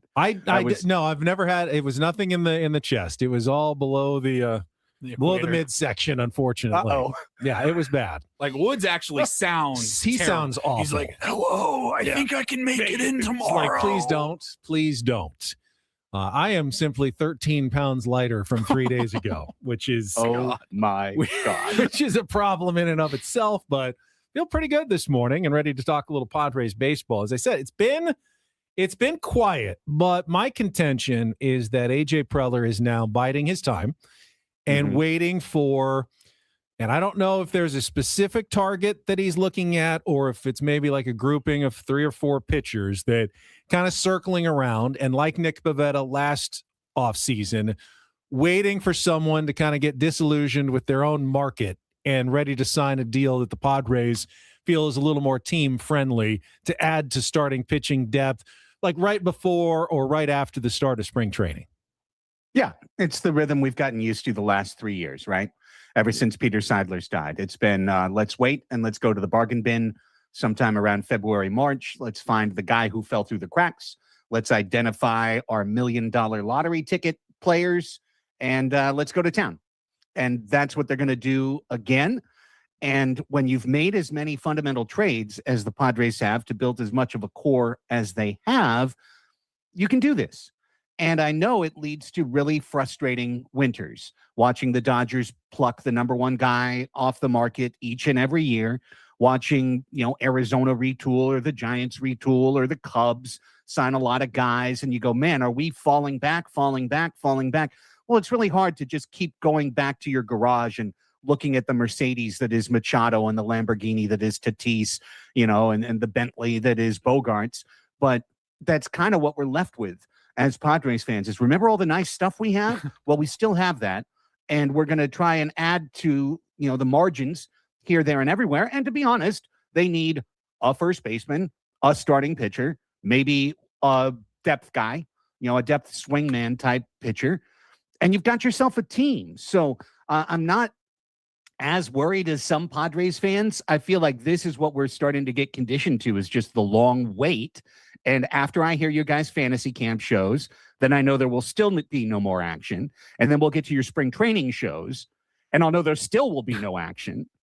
And then after that, I'll wait for Paul to mention a Jeff Passan tweet or something. Now, Michael King, I don't want to discount the signing of Michael King was a big move, and that was important. And then Nick Pivetta wasn't a bargain basement signing. I mean, it was structured in a way that the Padres did not pay a lot last year, but he ended up being the top of the rotation pitcher. And I do think there are some guys that are still out there that could end up being Nick Pivetta light or Nick Pivetta like next year, on a good deal for the San Diego Padres. Maybe a Lucas Giolito in San Diego. You just never know. Once they get in Ruben Niebla's hands, there are guys that could still thrive here and put together a good season for the Padres. Oh, I agree. And you're not looking for the top of the rotation because you've got that. You signed Michael King. You've got Nick Pivetta for another year. You've got Joe Musgrove coming back. And I do think a lot of people are kind of almost discounting what Joe Musgrove might bring this year. Coming back from injury, but like that injury was a while ago. He's missed a good 16, 17 months now, right? So he should be all the way back from Tommy John and ready to contribute to the Padres in 2026. So I agree. It's just an annoying holding pattern. But I think over 3 years, we're starting to get accustomed to this. And of course, hovering over it all, AJ has still not signed a contract extension. I liked what AJ Cassavell wrote last week on Reddit, which is that let's look at opening day and let's just kind of take that as a red line. And if AJ doesn't have a deal by opening day, AJ's probably gone, y'all. Like, if he doesn't have it by opening day, he is now officially a lame duck GM who has certainly been spending the last months figuring out, well, if not Padres, where could I go? I mean, it was brought up on Padres Hot Tub this past week, but Brian Cashman has been the Yankees GM for a very, very, very long time, since the 90s. And were he to step back or maybe step up to Pobo? Wow. You don't think that the Yankees cash and Preller's zeal would be a fit? I think it would be an obvious fit for a lifelong New Yorker. I'll push back and say I don't think AJ Preller needs to be working under anybody. If he's going to go somewhere else, it should be as Pobo and not as a right-hand man to another ultimate decision maker. I can't even imagine necessarily AJ Preller not having full decision-making command somewhere. Like, that would be tough. At that point, no, he's had the full power in San Diego for a while now, and I don't think he needs to take a step back. I think the only kind of place he would do so is maybe New York. Like the New York Yankees. Just that team, that one team. The Mets are too new into their current GM to want to make a move like that. And I'm not trying to push AJ Preller out of town. I'm just saying, look at opening day as a red line. And, then furthermore, what's going on with the sale of the team? Probably nothing is going on with the sale of the team. But that is a cloud that's in the background. Is it affecting things? It doesn't seem like it so far. So we wait and see, as we are wont to do here in Padre Land. I'm gonna push back just a little bit and say, give me 2 weeks into the season. AJ Preller is so focused, on the offseason moves that once he gets his team together, I can see him then saying, okay, let's sit down and get this done And it may take, a week, like Jackson Merrill's contract extension didn't it come like a week into the season last year? I can see something like that for AJ. So I'm not going to say opening day is my red line. If we get to May and nothing's happened, then I will even start entertaining the thoughts that AJ could be gone. But I'll give it a couple of more weeks. We got Craig Elsten with us here. I keep hearing the Padres are in the Freddie Peralta trade sweepstakes with the Brewers. On one sense, it makes sense because he's affordable, $8 million. Padres need pitching, and they've been known to pull off trades, including with the Brewers. But I just do not see how they can fit together with a package when there would be so many teams that would probably be able and willing to offer more in prospect capital or major league ready pitching to the Brewers than the Padres would be able to. Yeah, I mean, it starts with Ethan Salas, and then it would progress to who else do you have Cash in your farm Mayfield. system? Yeah, we want them all. Right. Yeah. And that might not be enough. If another team just goes crazy and goes, no, we want to win this year and we want Freddie Peralta, they can outbid the Padres. Here's a very sad but true thing. If LA chooses to, they can get any player in Major League Baseball. So they've never spent their prospect resources. They've got prospect resources better than any other team in the league. If they want Freddie Peralta, they can have Freddie Peralta. They can easily put together a machine, a trade that the trade machine. Yeah, if they want Tarek Skubal, they can get Tarek Skubal. Freddie Peralta would be their cheaper choice. Well, yeah, good point. But I don't believe one word of it. It's two Hector Gomez tweets. Hector Gomez has been wrong like probably 10 times more than he's been right about the San Diego Padres. He's almost always wrong. And I look at these things as what agents and other GMs do to try and influence the public market via the social media world and via reporters.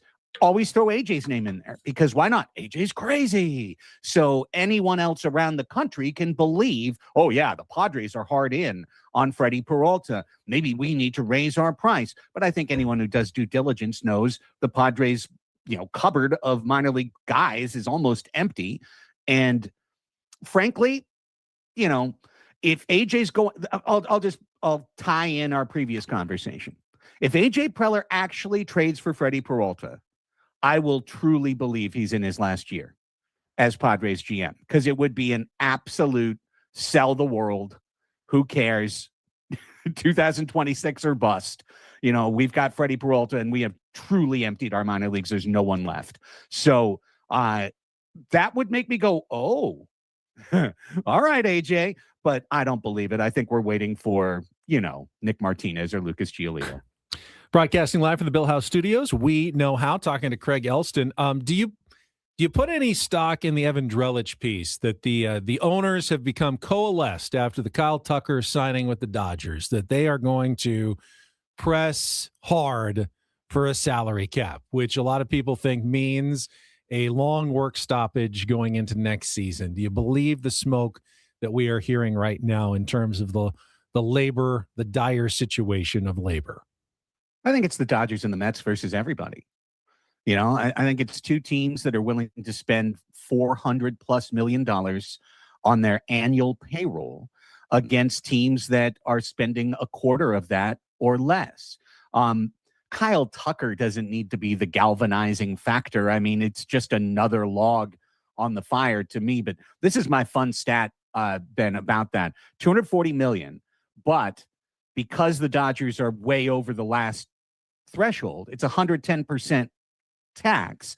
That's $264 million. So if you add it up, the Dodgers could, because Kyle Tucker could opt out, but the Dodgers could spend more on one guy for 4 years than Mohamed Mansour spent to buy SDFC.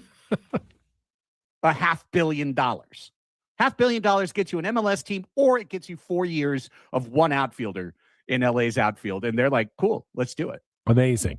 Craig, really appreciate it as always. Soccers, I know it's been a little up and down season for you guys. I know they want to get on track here, get on a little run. Well, I'll tell you what's been going on is the league let AI write the schedule this year. And AI stands for always inept, because AI has never gotten up at 3:30 to drive to the airport. AI has never played a game on a Saturday night and then taken an 8-hour bus ride to get to the next game on a Sunday day. But all these things have happened to the Sockers in the last 3 weeks, who tomorrow will play up in Ontario against Empire. Then they will board their 5th cross-country flight in the last 3 weeks to fly to Baltimore and play on Saturday. And that will end a 6-match, 20-day, all across the country road trip, which is just dumb. I'm sick of Greg making all these excuses for these athletes. Yeah, they got a big exactly. fancy charter plane, obviously. Like, they're going to be flying in style. Yeah, that Southwest charter plane to the Holiday Inn Express. Craig, appreciate it. As always, we will talk to you hopefully next week. All right, take care, boys. See you on Monday. Craig Elsten on our David P. Shapiro fan hotline. David P. Shapiro, criminal defense attorneys, helping good people regain control of their future when charged with a crime since 2010. Visit davidpshapirolaw.com. Coming up in our 8 o'clock hour, we'll play a little real or fake with no Woods here. Chance to qualify for a trip to Las Vegas. Much more still to come. Stay tuned. Ben and Woods on a Wednesday on San Diego's #1 sports station, 97.3 The Fan.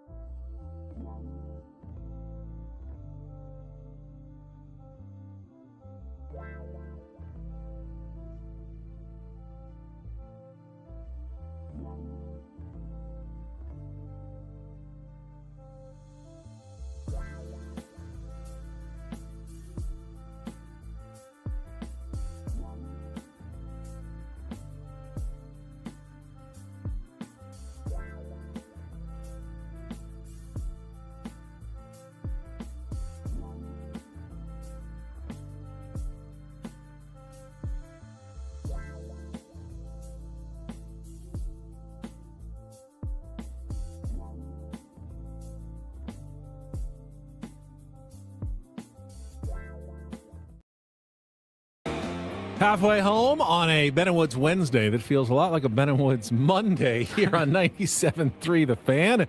2/3 of us finally back in studio, ready for such a weird start to the year. Well, it's hey, it's a short week now for us, Paulie. It already was. We're already halfway here, and now it's Wednesday. We just got a couple of days left. We are, of course, missing our beloved colleague Stephen Woods. Remains under the weather. I'm honestly surprised that I rallied as much as I have. I feel pretty good this morning. You sound good. You look like you feel okay. Yeah, I got color back. I was nervous this morning. Even when I walked in and said hello, you looked okay. You sounded okay. And I know, like you said, you're like, everything it's a stomach issue. Like I don't have a fever or a sore throat, none of that. But I was like, man, you had to have been so weak after that weekend that you had. I go, I don't know. We're going to get to like 8 o'clock. And I was a little concerned if you were going to be able to make it all 4 I don't know if you can get dysentery for 3 days, but that's pretty much like, I think what I had. It seems to have passed, and I'm back amongst the living, and we're hoping that Woodsy will be able to rejoin us soon. But guess who is going to make a little surprise appearance via the telephone? Safe distance is one and only Stephen Woods with us here on 97.3 The Fan. Good morning, Woodsy. How are you feeling? Good morning, gentlemen. I am much, much better. Not probably not near 100% yet. I get really winded talking for more than like 30 seconds at a time, which is great when you're a broadcaster. But no, I woke up this morning and I go, I feel pretty good. I feel okay. And I talked a little bit and I go, okay, I think I can do this. And I got out of bed and I went into the bathroom and I looked at the clock and it said 5:45. And I go, nope, I think I'll just text the fellas at the table. Yeah, I texted you guys at like 4:45 and was like, how we feeling today, boys? And when you didn't respond, we go, oh yeah, he's definitely out today. You sounded so bad the last couple of days. Oh man. I mean, I thought there was very little chance that you were going to be able to make it in today. And I'm glad you're at least taking another day. But people asked, I mean, did we infect each other during fantasy camp? And I don't think that's the truth because we have totally different symptoms. I mean, it's so rare that both of us just get knocked out. I get this about once a year, and I was almost certain that it was strep. And I spent yesterday going to various doctors around the county. I can explain some of that hopefully tomorrow when I come back. But, they tested me for strep, negative, tested me for flu, negative, not COVID. It's just like an upper respiratory, but like it knocked me out. Like every bone in my body was achy. Like I was like, oh my God, this is the worst. And got on some meds, some cough. They gave me like a prescription for some for coughing, and they gave me an inhaler as well. And, I got up, I like helped with the breakfast with the kids. I just took Bo to school, which is great because I've never gotten to take Bo to school. And I got to do that the last 2 days. And I'll go back right now, crawl back into bed and sleep until, it's time to go get them. But yeah, I love having kids so much. But when you are sick having kids, oh my God, man, it has been like, it's been really, really a gnarly few days. I'm dying to get back there with the tier ones and you guys, of course. But you guys sound awesome. I caught some of the open. You guys sound great. Like I'm sitting here going, all right, well, they don't need me back. The story of me nearly calling 911 from a toilet at the Las Vegas airport. Dude, so I missed. All I heard was like you saying, like, I just have to get on the plane. Like, I just got to get through this flight. And I don't know how you did it, but I sympathize. And I've been there before for different reasons from Vegas coming home. But I've definitely been there and just like, I just got to get to my house. Like, I'll do anything. I'll pinch it, whatever I have to do. Like, you don't know if you believe in a higher power, but you start making deals. Like, please, please, if fine. I can just make it, just let me make it home. Let me make it home, please. I'll sum it up for you shortly here, Woodsy. He got to the lounge at the airport and he goes, I had to get in there really quickly. Let's just say that. And they're like, all right, so we're looking at about a 15-minute wait. We'll get you in. And he finally gets in there and just like He said he passed out on the toilet. I think I passed out for like 30 seconds, and then I felt better for It's some reason. I unbelievable. don't know. And then I'm just sitting here thinking about the person that had the seat, full plane, by the way, the person that had the seat next to him, and they just see this like sweaty, shivering, sick, Oh. 6'4" guy leaning up against the window and just like, "Ugh." And this Just person's green. going like, I oh had my a fairly God. early boarding. I had an A group, so I was probably like the 6th or 7th on the row to the left. And I've got to imagine like everyone got on the plane, every seat, and like the last person who got on the plane ends up sitting next to me at the end. God. Oh man. I mean, like I heard you guys talking about that, and then got up and started helping with like breakfast and stuff, which I've seen now what my wife goes through every morning dealing with these two absolute divas in the morning. I don't know where they get it from. And I'm sitting there going, this is what it's like every day. And she's like, yeah, I told you. I'm like, this is a nightmare. Like, I can't wait to get back to work. Oh my gosh. This smoothie doesn't taste like Jamba Juice. These eggs aren't the right way. And I'm like, you guys are out of your mind. So I'm like screaming at the kids. I can barely raise my voice. I'm like, what are you guys doing? Like, eat your breakfast. You're lucky to get anything. Like, it's just crazy. It was absolutely, I was like, this is how it is every day. She's like, yeah, every single day. You have to do about 12 years worth of fathering in 2 mornings here to try to change their entire attitudes in the morning. Literally, it was terrible. But I listened to you guys. You guys sounded so good, and I thought, oh man, the Odyssey bean counters are like, I think we can make it work with just Ben and Paul. So I need you guys to fumble a little bit. Oh, don't worry, it's coming here. Yeah. It's coming. I've used most of my material in the first 2 hours and 8 minutes of our program today, so we will gladly take you back as soon as you're ready. I will be there tomorrow, rain or shine, for real. Like I hate missing shows. I hate not being there with you guys. There's so much to talk about, football and everything else that was going on. The good thing about being sick is that I got to watch every single game. I mean, every playoff game, every the college game. I got to see every play of every game. I mean, I just literally I got out of bed maybe once a day. I went to the kids' basketball games, which I wasn't feeling terrible then. It was right after the kids' basketball games on Saturday that I was like, no, this is terrible. I had a meeting on Monday. I went to the card shop on Sunday. I literally left the house like once a day. And that's kind of what I've done the last 2 days too, just to take the kids to school and pick them up because, life goes on. But oh my God, man, and at the doctor's office yesterday, she's like, literally the whole county is here. I went to CVS to get my prescription. It was 65 deep. I was like, this is unbelievable. The whole county is sick right now. Dude, so, once we were off yesterday, I got like 5 notes from people that were also at fantasy camp even. And they were like, dude, as soon as I got home, like I'm feeling it too. So very likely that you could have picked up something there. I don't know, man, but there is definitely something going around. It's I called it when we got back, I called it the Arizona black lung, and it has really, really spawned. But luckily, like no fever or anything like that, just really achy and all that. But man, I'm so fired up to get back. We have there's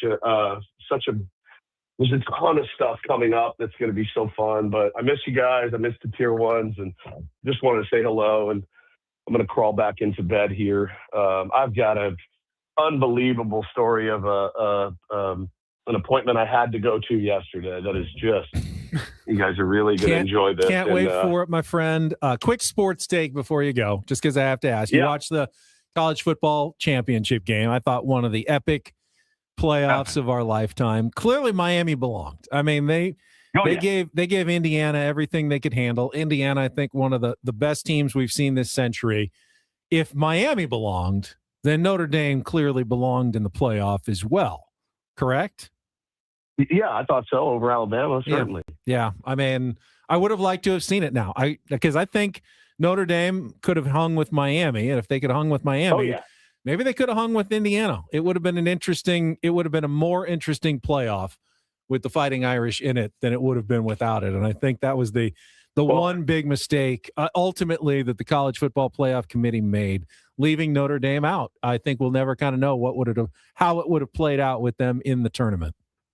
No, and I thought Coach Freeman accepting the olive branch to go on ESPN was a real solid move by them and very savvy. And I thought he did a great job in the pregame. I mean, it was just so savvy. Like, I wouldn't have done it. You know, if I was the head coach, I would have been like, absolutely not. But I'm a petty turd. He's obviously, he's smarter than that, and they're smarter than that. So when he went on and was talking about it, but I'll tell you, I mean, Cignetti's an incredible coach, but the last coach to beat him is Coach Freeman. You know, so like that's the last team to beat that really, really exceptional IU team, and you saw the difference, man, in how they played, and honestly, like.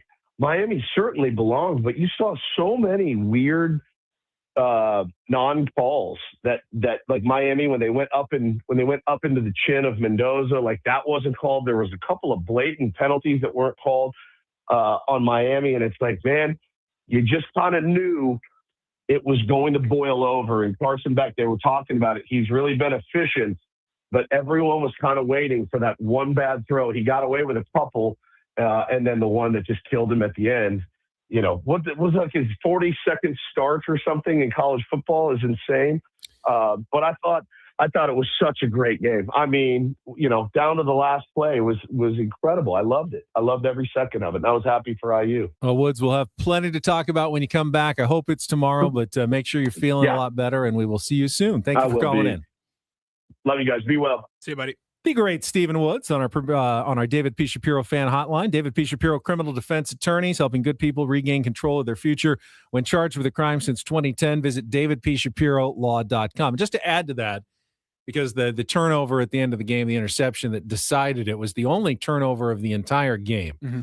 The one thing that Curt Cignetti, and I don't know how he did it, but the ball security that Indiana displayed, not just in the national championship, but all season. The only fumble they had was in the first half of their first game. Wow. That's like impossible. Just doesn't happen. Football is in a weird oblong shape, and you got 11 defensive guys on the other team who are constantly trying to punch it and slap at it and knock it down. And to not fumble a ball for an entire season, essentially, after just one fumble early. They had that one where Mendoza lost it for a second and got it back. But to me, I mean, ball security is the biggest name of the game in football. And Indiana somehow mastered it this year. And I don't know what Cignetti and his coaching staff do to make sure. I mean, you have the drills where, you batter them with the foam sticks as they're coming in. Right. And they all the teams do that, though. It's not like some secret thing. They all practice ball security. How did the Indiana Hoosiers master it the way that they did this year?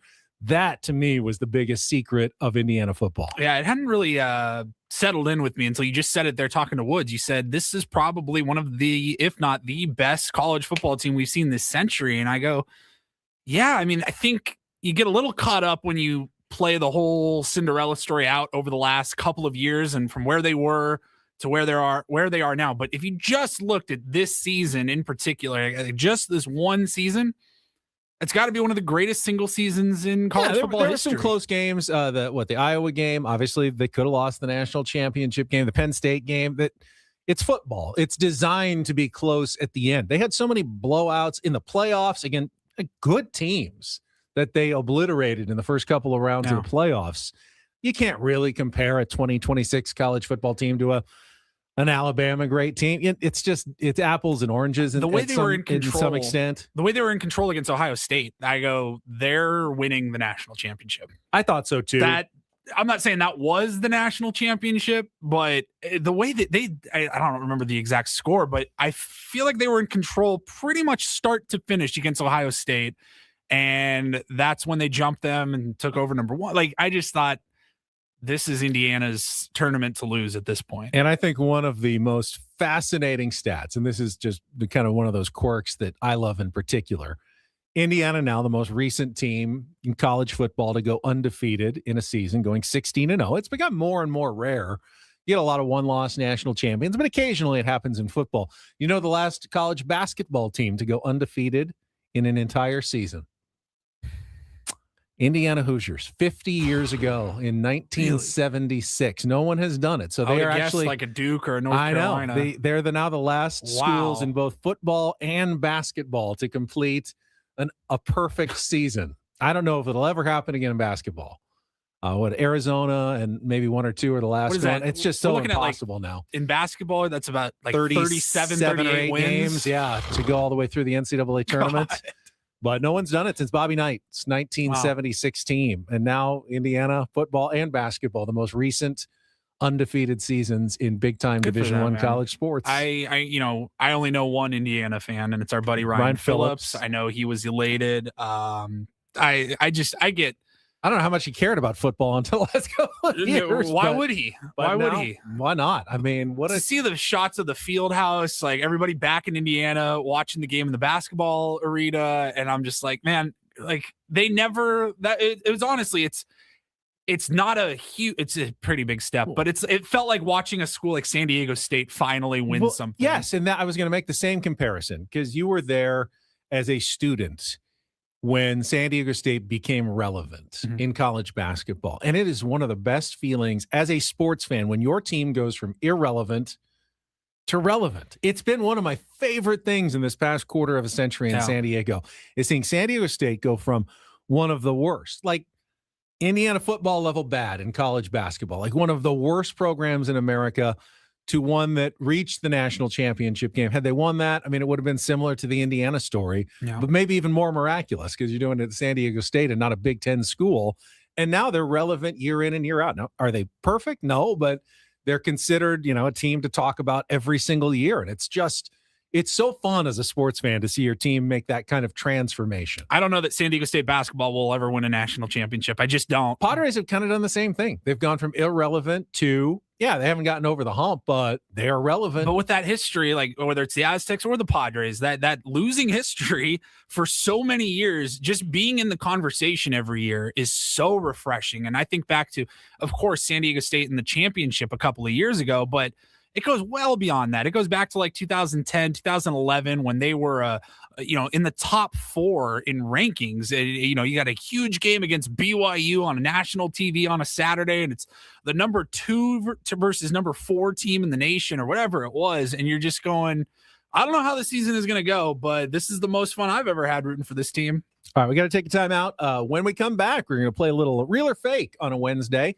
Since Woodsy is not here today, but you'll still have a chance to qualify for the trip to Las Vegas, the tickets to Sammy Hagar. If you'd like to be our contestant, call now, 833-288-0973. We'll get a tier 1 on during the break, 833-288-0973.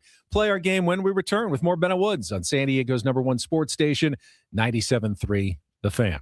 First, though, let me talk about weight loss, and not the kind of weight loss that I experienced the last couple of days.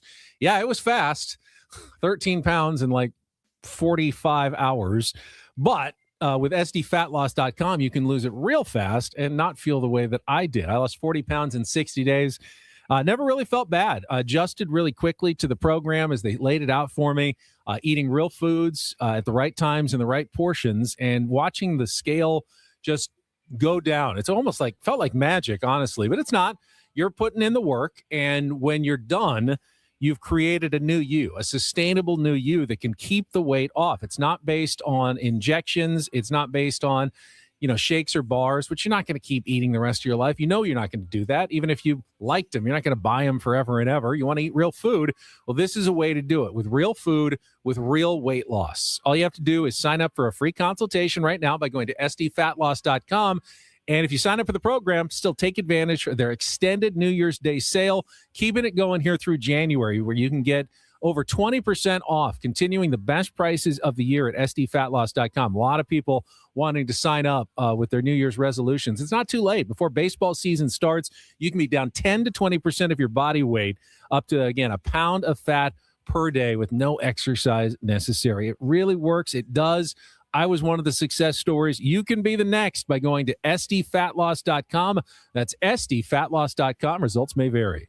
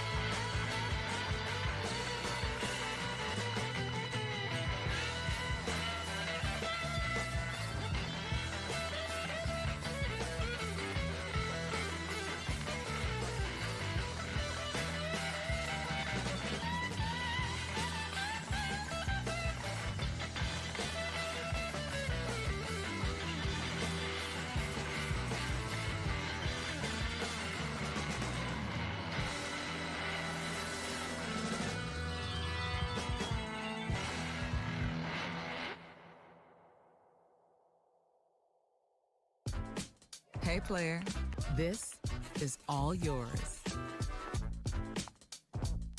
This room with this view. This speakeasy with this cocktail. Hey, could you make that too? The spa with this. Ah. And this pool on this roof. This is all for you. The all-new Hamul Casino Resort, now open.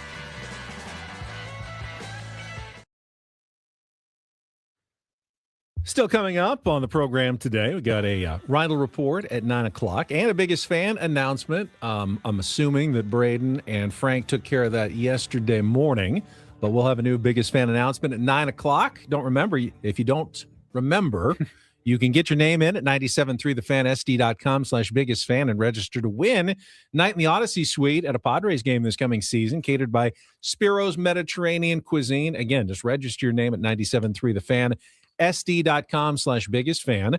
And we have 3 announcements every single day. We also have some James Taylor tickets to give away coming up in our final hour. Right now, though, it's time to play today's game, not take on Woods since he's out.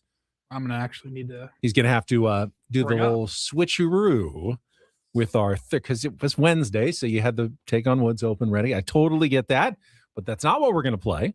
We're instead going to play a game of real or, can I say it now? Fake.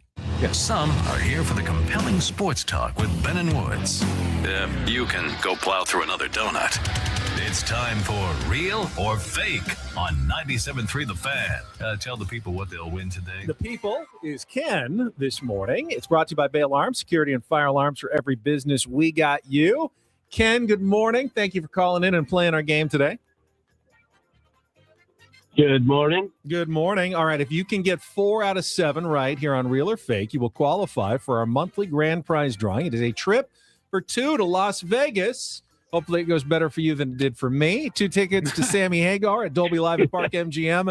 2-night stay at the Park MGM Las Vegas and a $100 gas card. Get your own tickets for Sammy Hagar at Ticketmaster.com. All right, here's what we've got for you category-wise today. The big game just around the corner.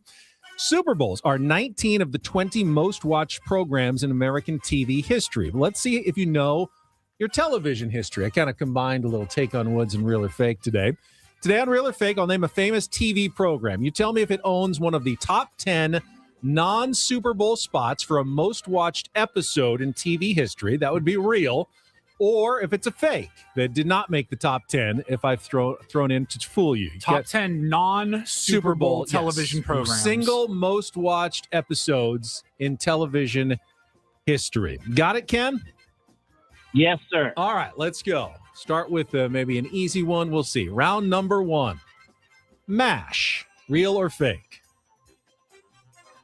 Real. Real. Very good. Yes. Goodbye, farewell, amen. The finale of MASH remains the only show outside of the Super Bowl to be in the top 20 of most programs, most watched programs in American TV history. Aired on February 28th, 1983. All right. You got how it's played. We got one right. Let's go to round number 2. All in the Family. Ken, real or fake? Real. That one did not make the top 10. That's okay. That's just one wrong. We still have plenty of options here as we go to round number 3. Cheers. Real or fake, Ken? Real. That one is real. One for the road. The finale of Cheers, May 20th, 1993. One of the most 10-watched non-Super Bowl programs in American TV history. All right, you're halfway home as we get to round number 4. Dallas, real or fake, Ken? Depending on the episode, probably when the guy was found in the shower. Real. Not bad. Yeah. Who done it? Who shot J.R. Ewing, the November 21st, 1980 episode of Dallas? One of the most 10-watched non-Super Bowl programs in American history. That puts you just one away from the win. Let's see if we can get it here. Friends, real or fake? Friends, Ken. Fake. Fake. Very good. Didn't make the top 10. And you are, just like that, a winner today, Ken, in our game of real or fake. Congratulations. You have any idea of what there's only one other in the top 10 from network programming? Any guesses, guys? What So it might got be? MASH, Cheers, and Dallas, which is the other top 10 show with one episode that is not on the Super Bowl. The only one I can think of would be what's the name of the show? I can't. I'm blanking on the show. What's the deal? Seinfeld, the finale, May 14th, 1998. You didn't need to know that, Ken, though. Stay on hold. Paulie will get your information. You are good to go for the drawing for the trip to Las Vegas and Sammy Hagar. Not bad. Well played game. Done. Yeah. But probably have another Super Bowl that eclipses all other television programs in a couple of weeks. I don't know. How is this going to be a that compelling? now? Is it like they have to obviously account for like streaming? Yeah, but like, I mean, it's not the most scientific of processes, I don't believe, but because you didn't say how many millions were watching like MASH or whatever, but like with more access to so many different platforms now, I'm like, is the finale of Stranger Things or Breaking Bad or whatever, like, are those ever going to be on those lists? None of like the great cable shows like Sopranos or Mad Men made it in terms of enough, just because I don't think there was enough subscribers like to HBO to ever get to the levels of some of these shows that were on. Because remember, like when MASH was on, there was like 3 things on television that night, so everyone turned on MASH. They had a built-in advantage. You didn't have 300 channels plus 42 streaming services to choose from every single night, plus 92 sporting events that you can choose from streaming. You had MASH, or you had some other crummy program that was probably on the other channel, and that was it. That was your only choices.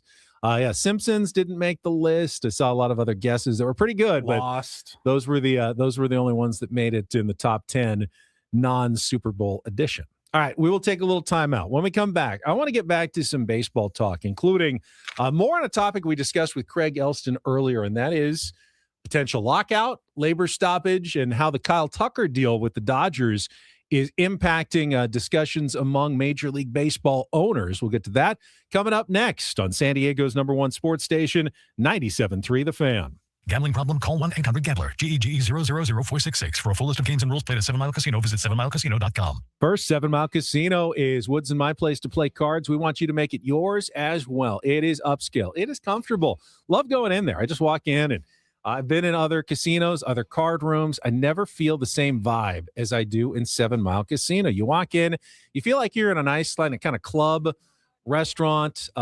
It's nice and airy and light. There's windows. You can look out on San Diego Bay, as opposed to usually those dark rooms at the back of a casino somewhere. It's so easy to pull in and park. I mean, the proximity is amazing. You just get on the 5 freeway, head south, and before you know it, you're getting off at E, you're on Bay Boulevard, you're pulling right into 7 Mile Casino. It's also friendly. Dealers are great. The staff is great. When you go over to the cages, get your chips, cash in your chips. They'll treat you real well at 7 Mile Casino. If you're a card player and you're going anywhere else, I have to say, you are making a mistake. The food is fantastic. Sammy's at 7 Mile with the great wood-fired pizzas, the pastas, and the salads, plus the 24/7 players menu. And of course, coming up this weekend, Saturday and Sunday brunch, voted the best in all of South County, served 9 a.m. to 3 p.m. Saturdays and Sundays. So you can check it out this weekend. Enjoy the patio when the weather is nice, TVs all over the place, full bar, pretty much everything you can want, unless you're looking for slot machines or smoke. They don't have those, but I consider that a positive as well. Check it out today at 7 Mile Casino, just 7 minutes from downtown.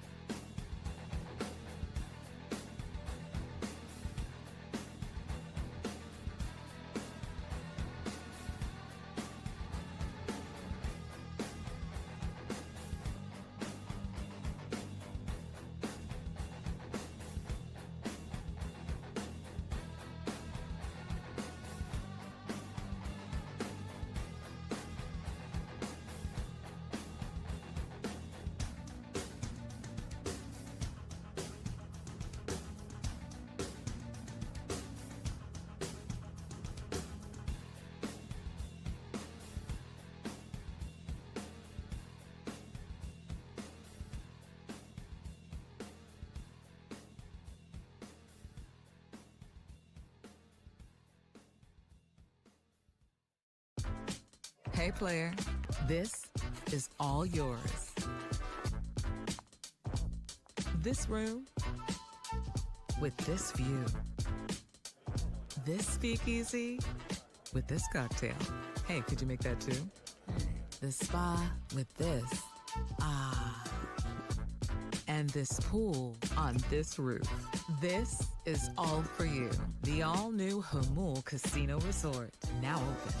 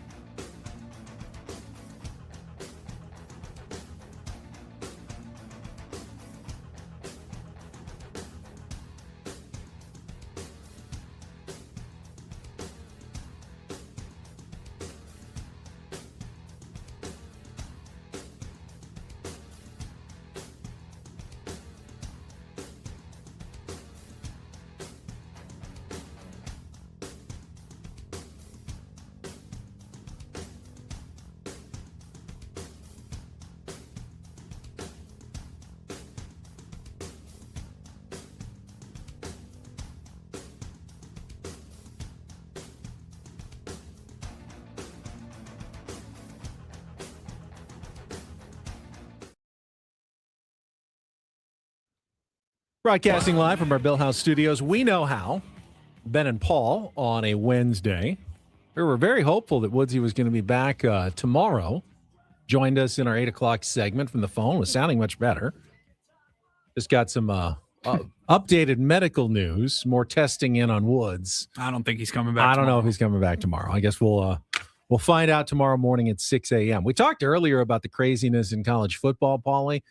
College basketball might even be crazier. Did you see this story?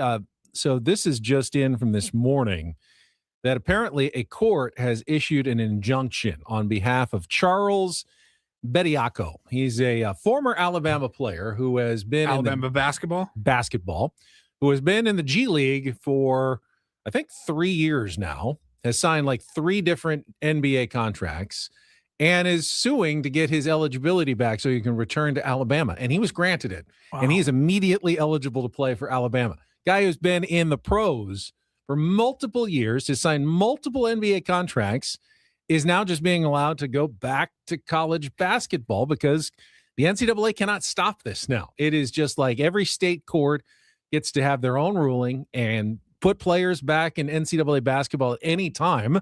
I mean, it could change the entire course of this season. I mean, this guy, like he can play like tomorrow. He can play tomorrow. He can play tonight if Alabama has a game. Wow. Which is, it's nuts. So he's been on their roster this whole time, ineligible. And now he's got his injunction and can now return after being a pro for a while. I mean, where does it end? There has to be some sort of codified rules across the sport. And I'm not saying typically the rule was you can't go and make money to play basketball, but now that and maintain eligibility. Now that you can make money in college basketball, courts go, well, what's the difference if they're making money in pro basketball versus college basketball? That can't be what determines your eligibility. I think if anything, it means like the end of the G League possibly, which I don't think a lot of people are going to be too upset about. But I just have no idea how they're ever going to stop it. At what point do they say, well, yeah, he's been in the NBA for a couple of years, but he hasn't made that much money, so the NBA he can come back and play college basketball again? Yeah, the NBA, I mean, if you're a top potential top draft pick, the NBA still has that allure, like to go and get drafted. Sure. And if you know you're going to make the team. But there's a lot of guys, anybody in the second round, undrafted free agents, the G League only makes like, I want to say it's like $60,000, $70,000, $80,000 a year. Right. Less than you're making in college. If you're that good to, not quite NBA ready, but G League ready, that means you're going to be pretty good in college still. And you're going to have a chance. You get to pick your school and you're going to make, $1 million or whatever. I think that's the end of the G League. I know so many people are like, wait, I can just go overseas and play, or now I can stay here in America and play college basketball and make God knows however much money you're able to get. I mean, maybe for guys who have exhausted their college eligibility, if that is even a thing. I mean, 4 years and you're done. Is that gonna hold up in court? Like, oh no, you can play college basketball for 15 years if you want. This is why Carson Beck, like in his sixth year, true. 7th year with of COVID college and injuries and everything. I mean, guys have been playing longer and longer.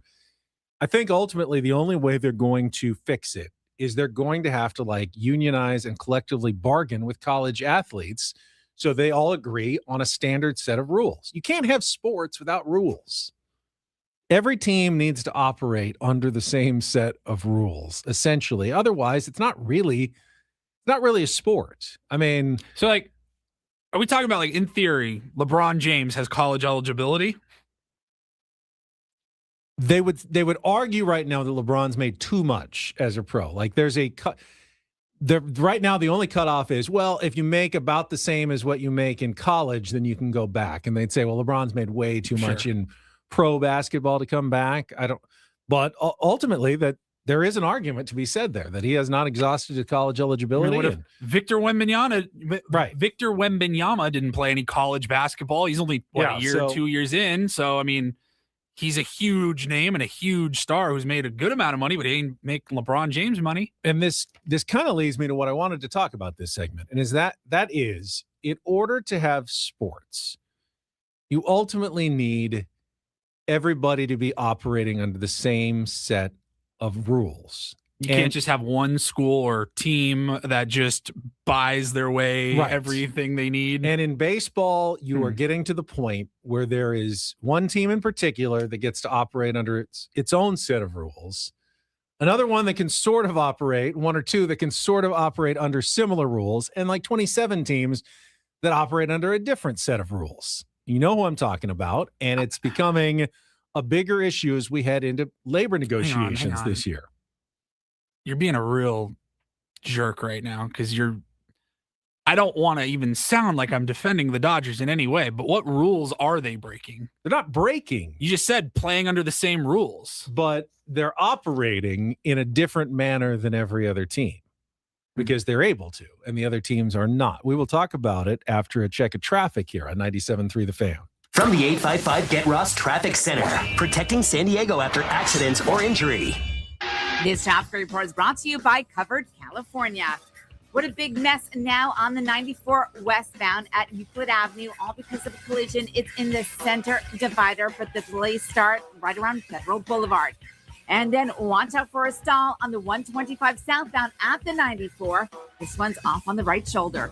Open enrollment is here. Covered California can help you make sense of benefits, deductibles, networks, and the general confusion of it all. Enroll by January 31st. Covered California, for the love of Californians. Visit coveredca.com. Coveredca.com. I'm Sue Aller with Ben and Wood, San Diego's #1 sports station, 97.3 The Fan. So I alluded to it when we talked to Craig Elsten back in our 7 o'clock hour, but Evan Drellich from The Athletic wrote a piece basically saying that the Kyle Tucker signing has galvanized 26 to 28 owners who now say there's no way forward in baseball without a salary cap, and they are going to demand it, insist on it. And that has always been the ticket in the past to big labor stoppages, possibly lost games, even lost seasons, as players have been adamantly opposed to the idea of a salary cap in any sense in the sport of baseball. It's the immovable force and the immovable object and an unstoppable force going against each other. There's no room for compromise between those two positions. We have to have a salary cap. We cannot have a salary cap of any kind. And that is bad news if you're a baseball fan. If that is truly how everybody feels on both sides, we could be in for a very painful 2027 after the labor contract expires on December 1st, later this year. And the reason for it, I say that the Dodgers are operating under a different set of rules. They do operate under the salary cap luxury tax rules, which means they have to pay excessive penalties on all their signings. Excessive. As Craig pointed out, the Kyle Tucker signing, they're paying more than double Kyle Tucker's salary just to pay the luxury tax penalties. But when you are pulling out of a bucket of unlimited money, it doesn't stop the Dodgers from doing anything. It stops almost every other team from making decisions. That's what luxury taxes are designed to do, to slow down the spending of, bigger market teams so they don't go so crazy. And it's worked until it stopped working. When the Dodgers decided, you know what, we don't care anymore. We will spend as much as we want. We will pay as much in luxury tax money as we need, and we will sign any player we want. So that is no longer an effective strategy for one team. It's not.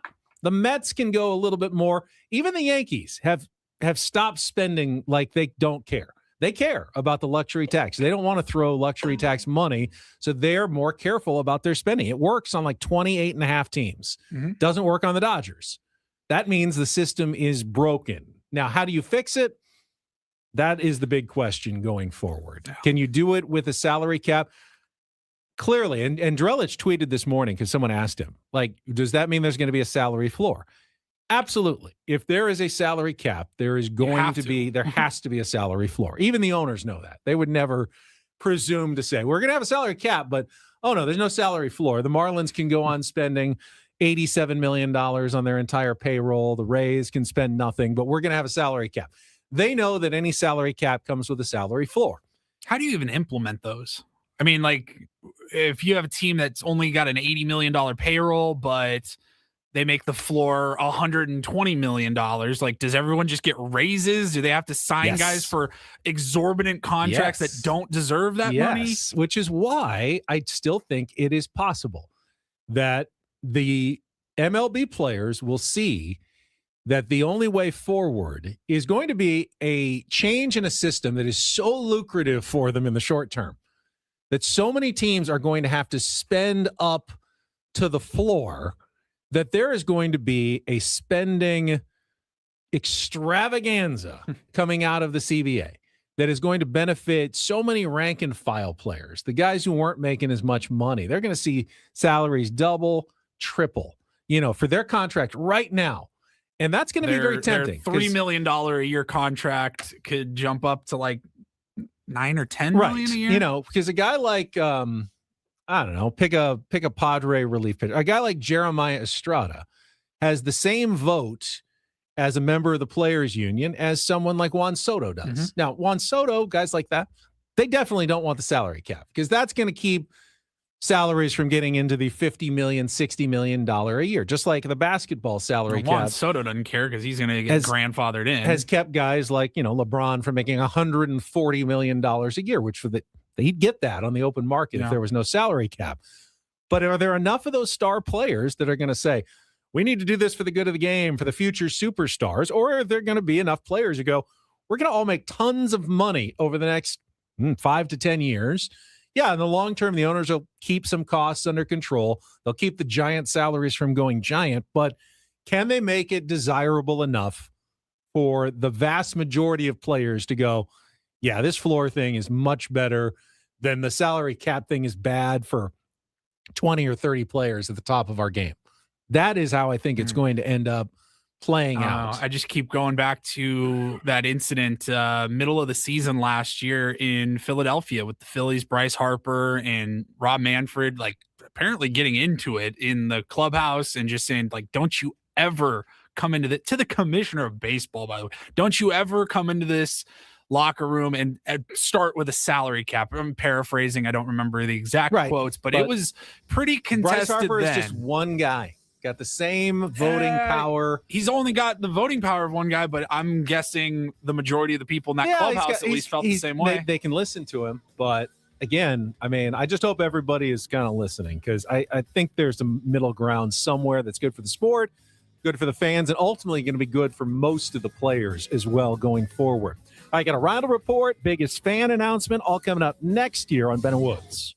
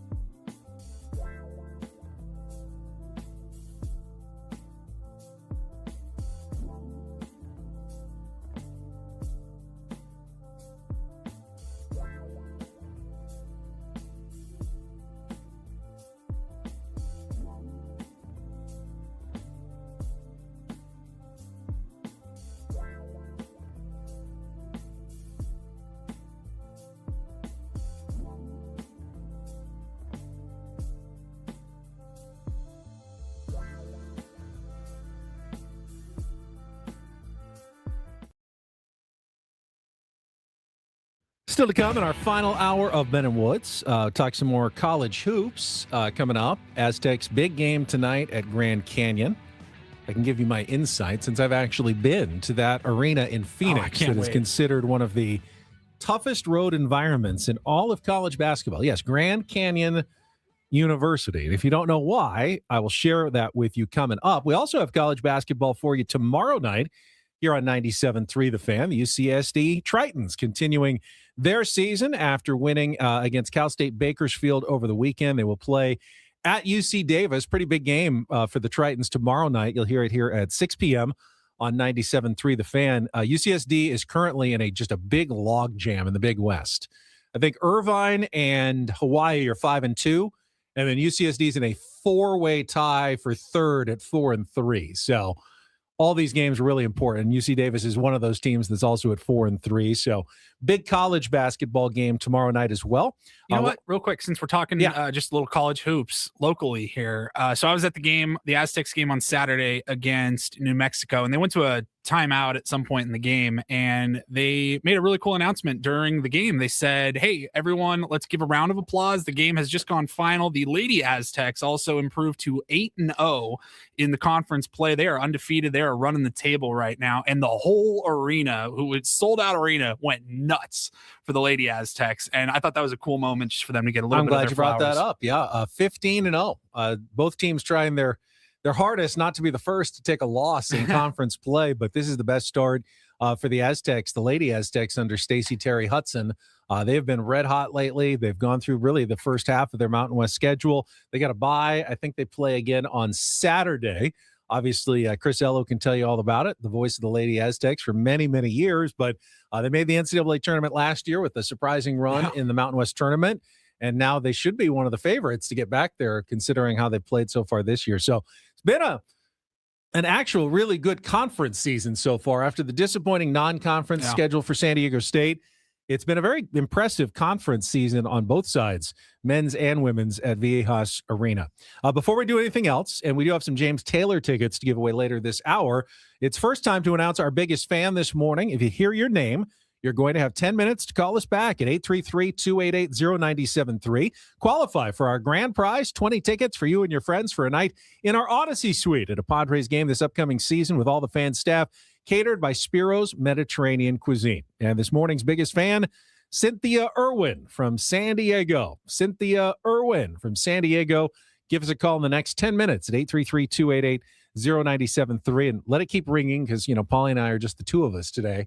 We're going to be talking for a little bit on the Reindl Report. Remember to get your name in for our biggest fan drawing at 973thefan.sd.com/biggest fan. So while Cynthia dials, Paulie, you can get us started with today's Reindl Report. And get things started here with our today's edition of the Reindl Report. Now tuned into the greatest.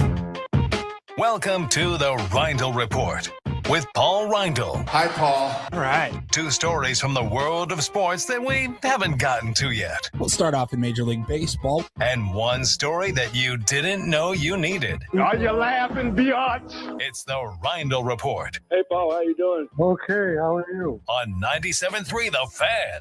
Are you ready to bless the mood? I need some help, please. That was good. Can I get a yeah? Oh, yeah. All right. Before you do anything, Paulie, our friend Charisma in the chat says, may I request a belated birthday shout out for my husband, Chris? LOL. It was yesterday. We weren't on the air yesterday. That's our fault. Both of us being sick. Braden and Frank didn't give any shout outs yesterday. So Charisma, let me just say, you're out of luck. We don't do belated birthday shout outs. So Chris, maybe next year. Hey, we'll try again in 364 days. We can wish you a happy birthday, but no, it's not your birthday. It was the 20th, not the 21st of January. Sorry, Chris. Ben runs a tight ship. I mean, have a nice day, but it's a non-birthday. Yeah. But just have a nice, regular old day. One of all your non-birthdays for this year. But thank you for asking, Chris. Happy birthday, Chris. All right, let's get started here. Major League Baseball. So the 2026 Hall of Fame class was announced yesterday. We already knew that Jeff Kent was going to go into Cooperstown later this summer. Only 2 more players going to be joining him in this class. Andrew Jones cracked the 75% threshold needed. He finished with 78.4% of the votes, and Carlos Beltran also with 84.2% of the vote. Those two leading the way. They are Cooperstown bound. Looking at the next highest vote getters, Chase Utley finished with 59.1%. Better than years past, but still not looking great. Andy Pettit finished at 48.5%, well below that 75%. Felix Hernandez, 46.1%. And then you get into the A-Rod, Manny Ramirez, hovering around 40% of the vote. The only new player on the ballot who actually stayed on the ballot, you need at least 5% of the vote, is Cole Hamels from San Diego, who got about 25%. 24. Yeah. Which is enough to consider that he might get there eventually, which would be interesting. Cole Hamels never a top 3 Cy Young guy, but always solid as hell. Solid. I mean, can you be a Hall of Famer without ever being like the best pitcher in the league? Maybe. He had a really, really good long career. Yeah. But he was never like so spectacular. It's an interesting argument. Chase Utley was the best second baseman for a couple of years, I would say, in his league, and then had a really solid career, but I don't know that he screams Hall of Famer. He'll probably get in the way he's trending. Yeah. Otherwise, I would say that this is probably the most problematic Hall of Fame class of my lifetime. I'm not saying that none of the 3 deserve to get in. I think you are saying Jeff Kent doesn't deserve to get in. I am saying Jeff. Andrew Jones, he's a Hall of Fame baseball player. Is a Hall of Famer, but clearly problematic, had domestic violence issues later in his career, had a very struggled in his 30s. I mean, he was elite in his 20s and then had just many dismal years at the end of his career before going to Japan. Carlos Beltran was at the center of one of, if not the biggest on-field cheating scandal in baseball history. The ringleader of the Astros. And Jeff Kent, I'm sorry, just sucks. I mean, just sucky in every way. And they're going to have an entire weekend to honor those 3 guys at the same time in Cooperstown. I would like to go like one year to Cooperstown for a ceremony. I didn't get to go for Tony Gwynn, which was a bummer. It was a work thing. Someone else got to go. I didn't get to go for that one. This would be like the one, no, if there was one I don't want to go to, this one. Thank you very Free flight much. And everything, and you're just no. I will pass on the Carlos Beltran, Andrew Jones, Jeff Kent induction ceremony for the Hall of Fame. I don't know, man. Cheating's cheating, right? Yeah. Are steroids versus sign stealing?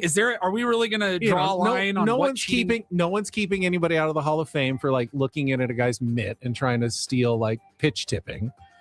But doing electronically is definitely crossing another line. But there's gamesmanship and then there's cheating that you don't get into the Hall of Fame. I don't know. I mean, you can certainly make the argument.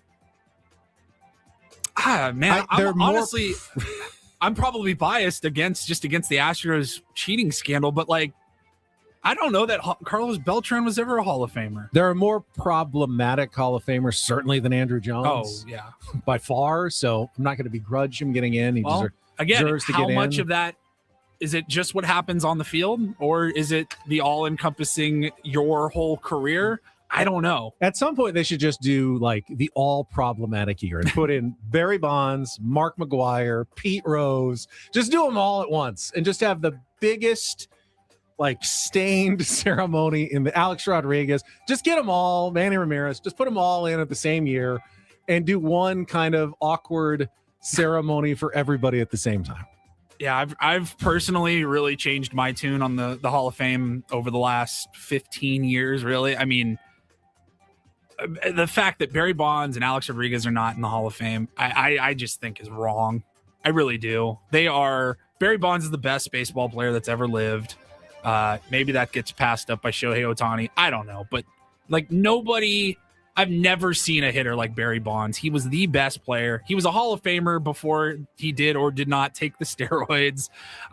You just can't tell the story of baseball without that era, and to just leave those guys out. You can't tell without Mark McGwire, Sammy Sosa either. I agree. I don't think Sammy Sosa is a Hall Alex of Famer. Rodriguez. Yeah, he's 500 home runs. Yeah, he's a Hall. Sorry, Sammy Sosa, Mark McGwire. They're Hall of Famers. I don't know. So you said, right? Is it 5%? You or have less, to stay you're on the off ballot. Yes, all the so the guys that are Rick off the ballot, Porcellos of the world. Yeah, Ryan Braun, Edwin Encarnacion, Shin-Soo Choo, Matt Kemp, Hunter Pence, Rick Porcello, Alex Gordon, Nick Markakis, and then with zeros. Nick Markakis was so close. Yeah, you got that one vote. You just needed a bunch of others. Gio Gonzalez, Howie Kendrick, and Daniel Murphy all received 0 Gio votes. Gonzalez was on the Hall of Fame ballot. Like, what is the qualification to get on the ballot even? Oh, yeah, I remember that guy. I remember that guy. I think that's it. I don't know. So you think Chase Utley, anybody other? Andy Pettit also has steroid allegations against him. Felix Hernandez. I think Alex Rodriguez and Manny Ramirez so did probably David not Ortiz, getting in. and he's in the Hall of Fame now. So Yeah, but he's where do funny and charismatic. Where do we draw the line? I don't know. It's so muddled. Yeah. And I don't know who's going to be on the class next year. The one thing where they draw the line is you need to get 75% of the vote. However you get it, you need 75% of the vote from the riders. It's the only thing that gets you into the Hall of Fame. Doesn't really matter whether you did steroids or not. All that matters is you get 75% from the riders. And that is the one true qualification to get into the Hall of Fame. There's no number that is associated with it. It's not a number of home runs. It's not a batting average. It's 75% of the vote from a bunch of baseball writers. That's how it works. There's your Hall of Fame talk. Been very excited to cover the Hall of Fame later this summer. Thrilled. We'll switch over. We may not talk about it again. That may be it. We'll switch over to the NFL. Baker Mayfield caused a little bit of a stir on social media, talking about his former coach, Kevin Stefanski. So somebody posted on X and they said, Falcons Kevin Stefanski had a dumpster fire at quarterback in Cleveland. Baker Mayfield and Deshaun Watson failed, which started a chain reaction to 11 other starters. Quarterback Shedeur Sanders closed out the season with 7 starts, blah, blah, he goes on. Baker quoted that and said, failed is quite the reach, pal. Still waiting on a text or call from him, meaning Stefanski, after I got shipped off like a piece of garbage. Can't wait to see you twice a year, coach, because Bucks and Falcons are in the same division. They will face each other. Unnecessary shots taken, or where do you fall on this one? I think Baker. I like Baker. I love Baker Mayfield. I think he needs to grow a thicker skin on this one. He wasn't successful as the quarterback of the Browns, and sorry that Kevin Stefanski didn't, give you a nice, warm, sorry, we have to let you go phone call. But you're a professional. You're there to get paid. That's how you're thanked. In professional sports, you're thanked with a paycheck. If you're gone, I don't think you should be waiting around for glowing calls from your coach. Hey, sorry it didn't work out. We think the world of you and best luck in your next stop. I mean, it's polite if they do it, but I don't think it says Kevin Stefanski is some bad guy that he didn't, call. Some guys don't want to hear it. Kevin Stefanski may have thought, I'm the last person Baker Mayfield wants to, he just got the word from the GM that we're moving on from him. He's gone. I'm probably the last person he wants to hear from. That doesn't make him a bad guy or a bad coach that he didn't call Baker Mayfield. So I kind of put this one on Baker Mayfield. Don't you kind of have the last laugh? Like, you've turned into a pretty solid quarterback. Sort of. I mean, it would have been nice if. I think you're able to prove, hey, I wasn't the problem. You had a decent first half of the season this year. You kind of fell apart. He was in the playoffs last year, wasn't he? Yeah. I mean, he's been relevant. He's been a top 15, top 20 quarterback in the NFL since he left Cleveland. I think that alone, just being in the league still, I don't know. I think if you're Baker Mayfield, you're like, look, I've had some success since I've moved on. The Browns have not had really any success since he couldn't even get him past the Panthers this year in the division. It's not like he's been that great. It's been okay. He's okay. He's fine. He's not an unmitigated failure. He's an average NFL quarterback. Failed is the word. I mean, that was the writer's word. That was harsh. And, but again, quarterbacks don't need to be responding to every tweet about them from every media member. You'd be doing that all day. No, but if that's what drives you as an athlete, whatever. All right. Finally, before we get to our final story, let's take this call right here. I think this might be our biggest fan. Cynthia, is this you? Hello, it's me. Hi, Cynthia. Congratulations. You made it within just the time limit of 10 minutes because I saw you called in a couple of minutes ago. So you are qualified for our biggest fan grand prize the night in the Odyssey Suite at a Padres game. Congratulations. Yay. Thank you. No problem. We got all your information. You're good to go, Cynthia. Thanks for calling in. Cool. Thank you. See ya. Have a good You one. remember her name was Cynthia Irwin. On the caller ID is cool. It comes up as Cynthia. Cynthia. I'm calling in. Our biggest fan. We'll get finished up here with this story. Now, Ben, you talked about in the open, you lost 13 pounds. So I got a story about weight loss here. Yep. There is a new report going around. Not on purpose, by the way. New report going around that says that weight loss drugs are actually set to potentially save airline companies over $500 million a year. Wow. In fuel costs. They are assuming that these drugs that you see every time, a program goes to a commercial break, there's all the different ones out there, whether it's a pill or a shot or whatever, it's going to lead to lighter passenger loads on the planes, and that requires less fuel. It says here, drugs like Ozempic and Wegovy could result in a society that is roughly 10% slimmer, like as a whole. And that will cause a huge savings for the airlines and all the gas money that they're spending. Interesting. I feel like they're building in the costs already for the gas money to our flight charges. So, shouldn't they just be charging less then? If they're using less gas, then the flight should cost less money. I don't think that's going to happen. I don't either. But I think your logic maybe they will end up out. making more money if they're spending less on gas. Yeah, we're talking about probably they are estimating about 2% fuel savings, but over the course of a year $500 and million. an entire industry, that makes a difference.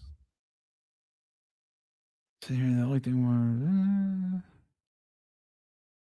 they're looking at a slimmer America. They're going to save money for the airlines, but probably not for the consumers. Okay. How do they know how heavy the passengers are going to be before they get on the plane? I assume that there's always enough fuel no matter how heavy the passengers are. Do they weigh the planes at all? I don't know if they they've got to have enough fuel to make sure it gets to where it's going. Like, oh, we didn't realize we got a plane full of overweight people today and we just don't have enough gas to make it to Kansas City. I don't think that ever happens, right?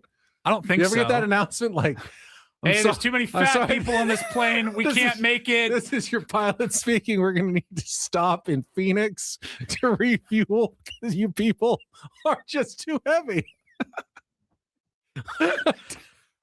This is your pilot speaking. There are too many of you fat people in the back, and we're not going to make it to our final destination. I don't know how that works. I'm definitely one of the heavier people on any plane that I get on. So I'm not making fun of anybody. Well, I know they have the truck weigh stations that you see all over on the freeway at truck stops or whatever. Right. Like do they weigh the planes before or after? I don't think they do. They must have some sort of way to make sure that they don't put too much luggage. They weigh all your luggage, and there's maximum weight capacity for an airplane. You don't want to get up people there. Are going to have bigger size clothing. That's you can't wait material. until you get up there to find out that no, we don't. We are too heavy. You have to know before you take off. Oh, that's funny. Huh. We're going to make a emergency landing. Over to our left is the Grand Canyon. All right, well, that's good news to the airline industry. I still say SDFatLoss.com, better way to go than the 13-pound crash intestinal diet or the weight loss injections, which you have to keep doing, or you'll never keep the weight off. But, losing weight's a good thing, ultimately, especially for the airline industry. All right, Paulie, thank you very much for that. You're welcome. We will take a quick time out. When we come back, give away those James Taylor tickets. Got our first pair to give away coming to the Rady Shell in April for your chance to win a legendary artist in concert here in San Diego. Coming up after a check of traffic here on 97.3 The Fan. First, though, there's a certain feeling late in a close game. Everything matters. One bad break can change the outcome. For a lot of people, retirement feels the same way. You've worked hard, you've saved, but the questions keep coming. Will this money last? What happens if the market drops? What about healthcare costs? And what does inflation do over the next 20 or 30 years? That uncertainty is real. I felt it too. Trajan Wealth helps people turn that uncertainty into a plan. TRAJAN Wealth.com. Their fiduciary advisors work with you to build a retirement strategy designed for real life, not just best case scenarios. They're right here in San Diego with offices in Carlsbad and Del Mar. Talked to my advisor, David, yesterday. If this is something you've been meaning to look into, start simple. Visit TRAJANwealth.com or call 619-367-0207 to talk with their team. Again, 619-367-0207. You can also find more information anytime at TRAJANwealth.com. Trajan Wealth, plan smarter, dream bigger. Advisory services through Trajan Wealth, LLC, SEC registered investment advisor client, paid advertisement. Additional information at TrajanWealth.com.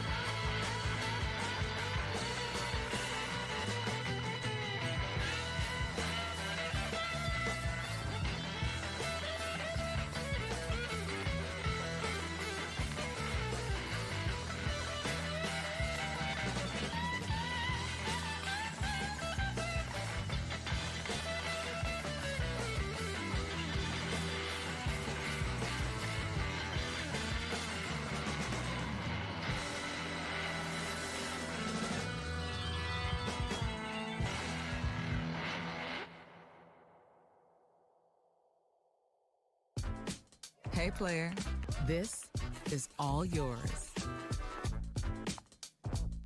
This room with this view.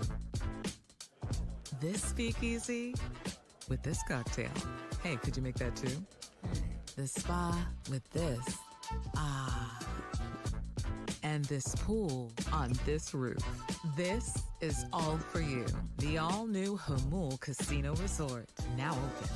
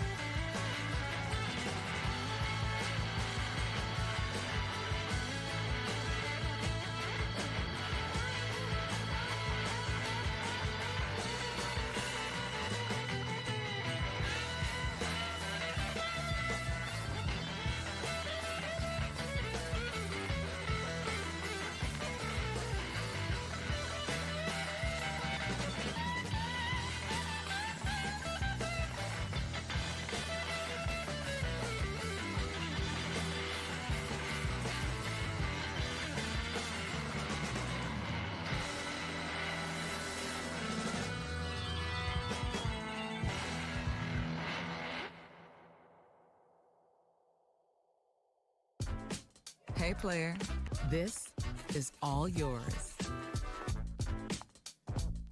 This room with this view.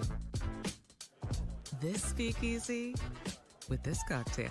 Hey, could you make that too? The spa with this. Ah. And this pool on this roof. This is all for you. The all-new Hamul Casino Resort, now open.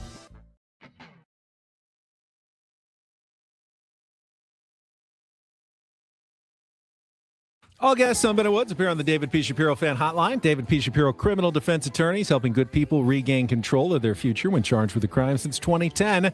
Visit davidpshapirolaw.com. Paulie and I just shared a moment during the break. Nothing big, but it's just one of those things that happens during your day at work, and I wonder if there's some tier ones who feel the same way, that feels like a tragedy when it happens. Obviously, it's not. There are very many bad things that happen in the world, but you have those little moments during the day that just make you go, heavy sigh. And it happened to me. Happens probably once a week or so, maybe every couple of weeks. When you've got your browser all set up the way you want it. And I usually have between 8 and 12 tabs on my browser open at any one time. I have a lot. I have my personal email. I've got my Odyssey email. I've got my Channel 10 email. I've got Twitter.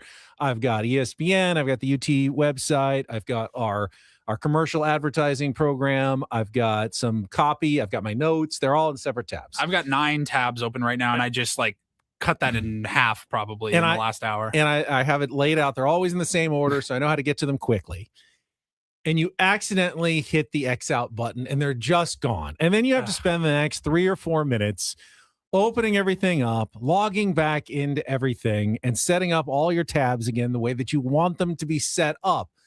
And they just never ask you, would you just like to put it back? You have it this way all the time. Can you just put it back the way it was? And why do I have to just set it up every single time? I didn't mean to close it. It just closed on me somehow, and I have to set up the whole thing again. Yeah, I've had that happen. I feel like, what browser do you use? I use Chrome. I use Chrome as well. It feels like depending on what tabs I have open, like if I have something that's actively playing a video or something, it might give me are you sure you want to close out sometimes all these windows?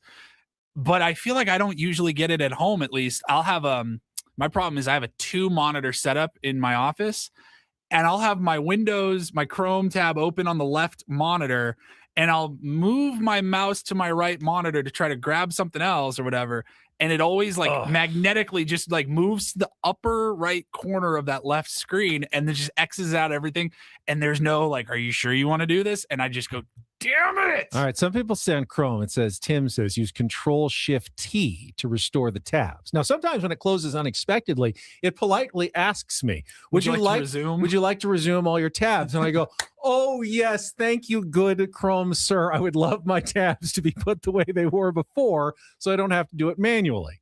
So Control-Shift-T. I will try that next time I accidentally close my browser.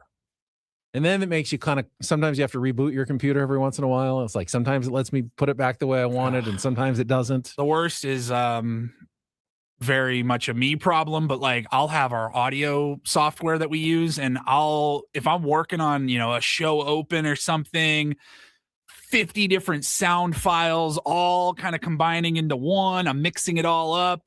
And then something happens where if the computer crashes, the power goes, whatever. Save as you go, Paulie. It just goes away. It's gone.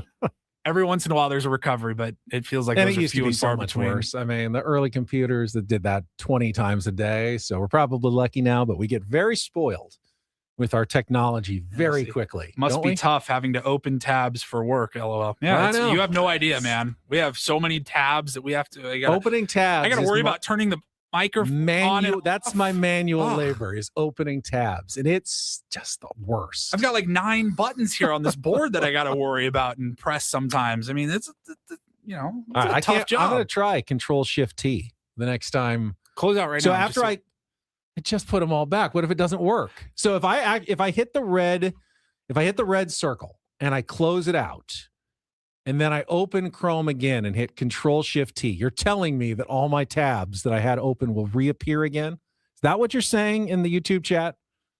I kind of want you to try it. I mean, it says just close one tab. I'm not accidentally just closing one tab. I'm accidentally closing the whole browser, and they all get closed. I'm afraid. I'm too afraid. Let's just give away the tickets to James Taylor before I do make any mistakes that I'm going to regret again. If you'd like to win tickets to see James Taylor coming to the Rady Shell on April 28th, be the fifth caller right now at 833-288-0973. We'll hook you up with a pair of tickets. You can get your own tickets at Ticketmaster.com, but James Taylor fans, call now 833-288-0973 to win tickets to the show at the Rady Shell on April 28th. Some of you in the chat are being mean, I telling Ben can to see try that. Alt F4. What does that do? Try it and find out. I don't want to try. I'm not. See, I don't trust you. I don't trust you, tier ones, a little bit in this sense. I feel like you're misleading me. Oh, by the way, before I do anything else, I once again would not like to wish Chris a happy belated birthday because it's not his birthday, and I don't do belated birthdays. But I do want to wish a happy birthday to Jake Cronenworth, who is 32 today. Today, January 21st. No birthday shout out tomorrow. No, for I Crony. would not shout out Crony tomorrow, but I will shout him out today on his actual 32nd birthday. Happy birthday, Jake. Yeah. All right, we'll come back. I will set the stage for what the Aztecs are facing tonight at Grand Canyon because I've actually been in that building for an NCAA Division I college basketball game. Get to that coming up next on San Diego's #1 sports station, 97.3 The Fan. Luckily, one of my tabs that I have open right now is Prize Picks, so I can tell you about daily fantasy for everybody, and we got the big game coming up. This would be a great time to start with Prize Picks because you can try it out this weekend for the championship games in pro football, and then you can really have fun during the big game in a couple of weeks. I mean, we do all the stupid squares that are just total luck. Why don't you actually put your sports knowledge to use? If you're going to do the squares, you might as well sign up for Prize Picks. You're setting lineups just against the numbers, stat projections. You put 2 to 6 players in your lineup. You watch the games and you cheer for your stats. And if you win, you can win big, up to 2,000 times your money with Prize Picks. It's really simple to play. It's simple to get started. You can download your account by using Apple Pay, Venmo, MasterCard. They got a bunch of different options now. And when you first load your account and you play your first $5 lineup, you're going to get $50 in free lineups from Prize Picks just for using the code KWFN. That's right. Use code KWFN when you sign up for Prize Picks and get $50 in lineups when you play your first $5 lineup. Check out all the different features on Prize Picks, all the different sports, not just football, basketball, baseball, hockey, esports, soccer. It's all over the place. If it's on television, you can play a Prize Picks game on it for sure. And you're using your sports knowledge to win actual money. I think it's great. Been doing it for a couple of years. Been safe and easy for me. I've withdrawn from my account many times. You can be next. Just download the app today. It's Prize Picks, where it's good to be right. Must be present in certain states. Visit prizepicks.com for details.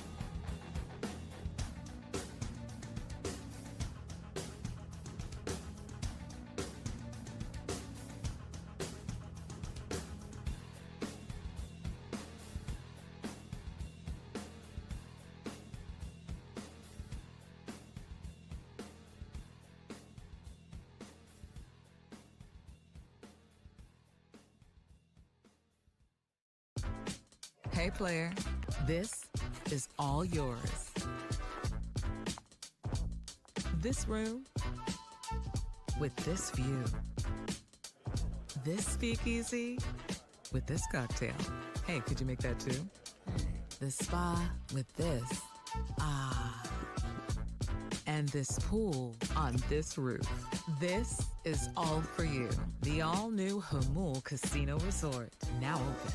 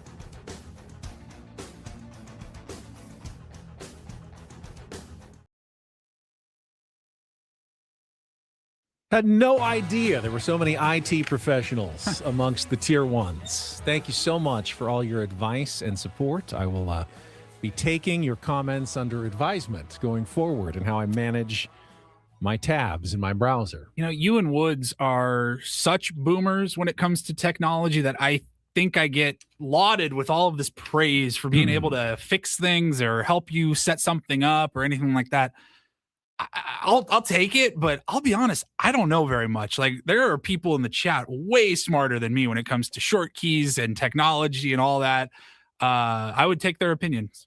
Except for Alt F4. It's all comparative. My only goal in technology is to remain better than Woods, because I feel like I've just got a slight edge on if that's the bar, then yeah. And I've set a very low bar, which means I can exceed that bar and feel good about myself. Now, for the rest of you, I am pathetically behind because I'm 50 years old and probably nearing the end of my technological educational years. And what you know at some point is all you're ever going to know. I mean, it is crazy. Like, just the signs of the times that you grew up in, like you experienced life before computers and learned how to use computers and, use them fairly competently and all that.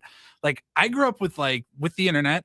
I mean, we had MySpace where you could learn basic coding at 12 years old. You were putting in different coding to have this song or this type of wallpaper or whatever on your page. And that's how my entire generation lived on the internet. I am so impressed. Charles in our chat says, I'm nearly 60. I'm the most tech savvy person in my company. I find that to be so impressive because I really always wanted to be, and I still do. I want to be the guy who's constantly curious and learning more and questioning. And I haven't given up necessarily on the technology. However, I see why people give up because it becomes more frustrating at some point, and I don't know why, but it becomes less intuitive, maybe because now it's been many years since I've grown up with the kind of computers and video games that I played, that they're so different now that I'm just trained in a different way, and it's just more frustrating than it used to be. When something new came out when I was a kid, I was so eager, I can't wait to learn all the ins and outs. And as you get older, you feel like, why can't it was just perfectly fine the way it was? Why are you making all these changes that now I have to unlearn and relearn a different way? So it can be frustrating, but ultimately, life technology wise is always getting better. It's never stopping. It's never stopping, and it gets scary when you think about AI and all that kind of stuff now. But in general, everyone says, things were, better when we only had one home phone. I'm like, really? The iPhone's one of the, smartphones are the greatest inventions ever. Agree. Everybody has a computer in their pocket. And I'm playing it up a little bit and kidding a little bit. I mean, if I put my mind to it. Woods doesn't hide. He doesn't play any of it up. He does. He not play, no. legitimately He's- like doesn't know how to like scan something. I just need a couple of minutes to like really just sit down and figure it out. And I can get there eventually. But I do sometimes lean on Paulie just because he's faster and just better. And I like efficiency. And my most efficient move right now is going, Paulie, can you help me with that? It's my lot in life. I and know. It was Sunday afternoon. I was up at my mother-in-law's house. She's trying to cut the cord, and I bought her 3 Rokus for all 3 TVs in her house and set every them all single up, one of them up. It wasn't hard at all. It's just a lot of tedious logging in, switching in these accounts and all that. And my wife and my mother-in-law were like, how would we have done this without you? I'm like, you would have plugged it in and entered your email address and your password, and you probably would have figured it out eventually. They do, these companies want to make money, and people wouldn't buy it unless they could figure it out. So they've made it so you can figure it out. I promise. Yeah. I know that's true.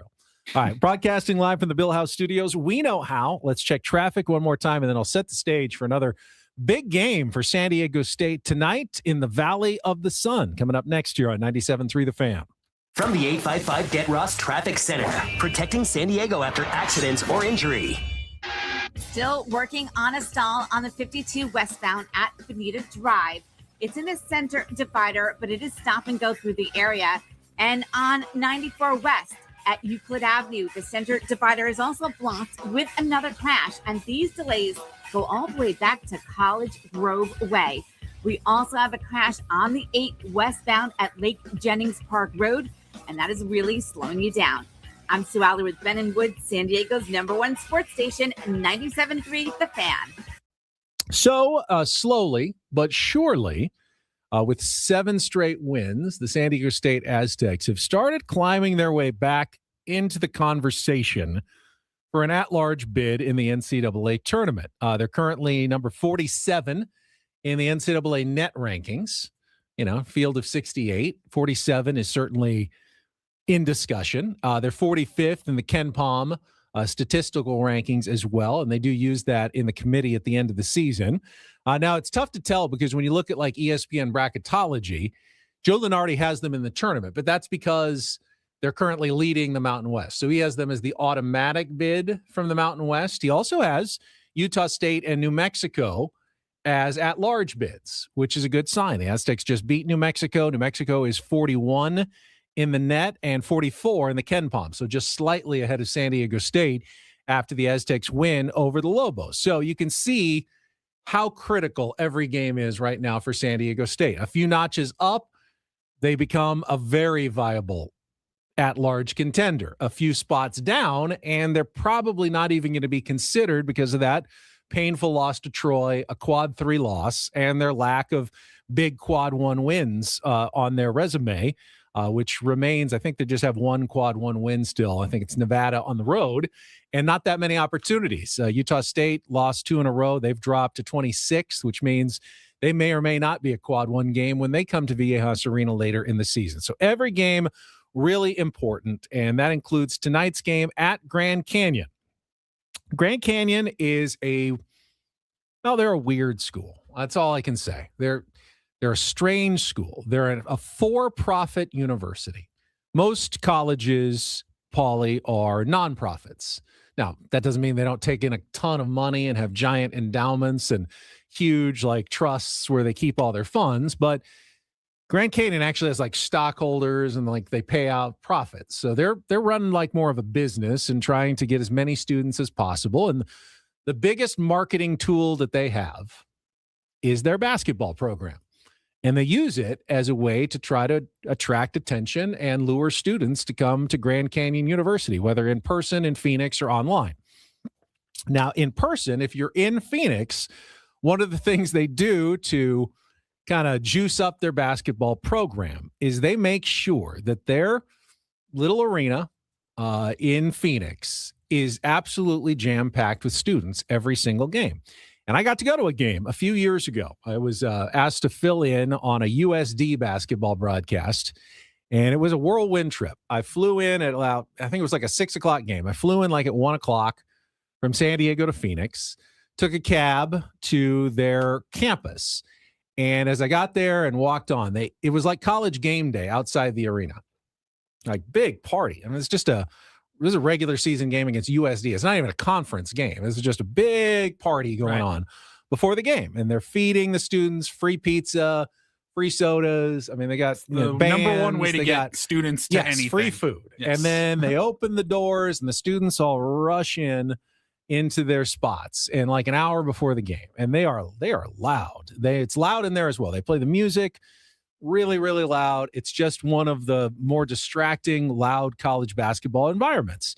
Picture like the show at its top level, and they do it for like the whole game. And they're right on top of you. It's really small. So, the opposing bench, they're screaming at you the whole game.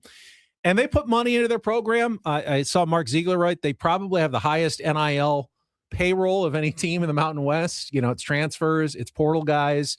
They stole a guy away from Kansas. So they've got talent. They've got good players. And they don't lose at home. They've lost like 3 times in the last 4 years at home. And yet, they're only so-so in the metrics. So a loss to Grand Canyon doesn't look great on the resume, even though everyone knows how tough it is to play in this arena. So actually, when I went, shockingly, USD pulled off the win in that game. It was a good game. It was fun. I ran and caught a plane, like a 10 o'clock flight after the game quickly and got right back to San Diego. So all in one day. But I have seen what it's like in there. Now, hasn't gone as well for SDSU. They have not won. I think they've made 2 visits there to Grand Canyon. They lost both of them.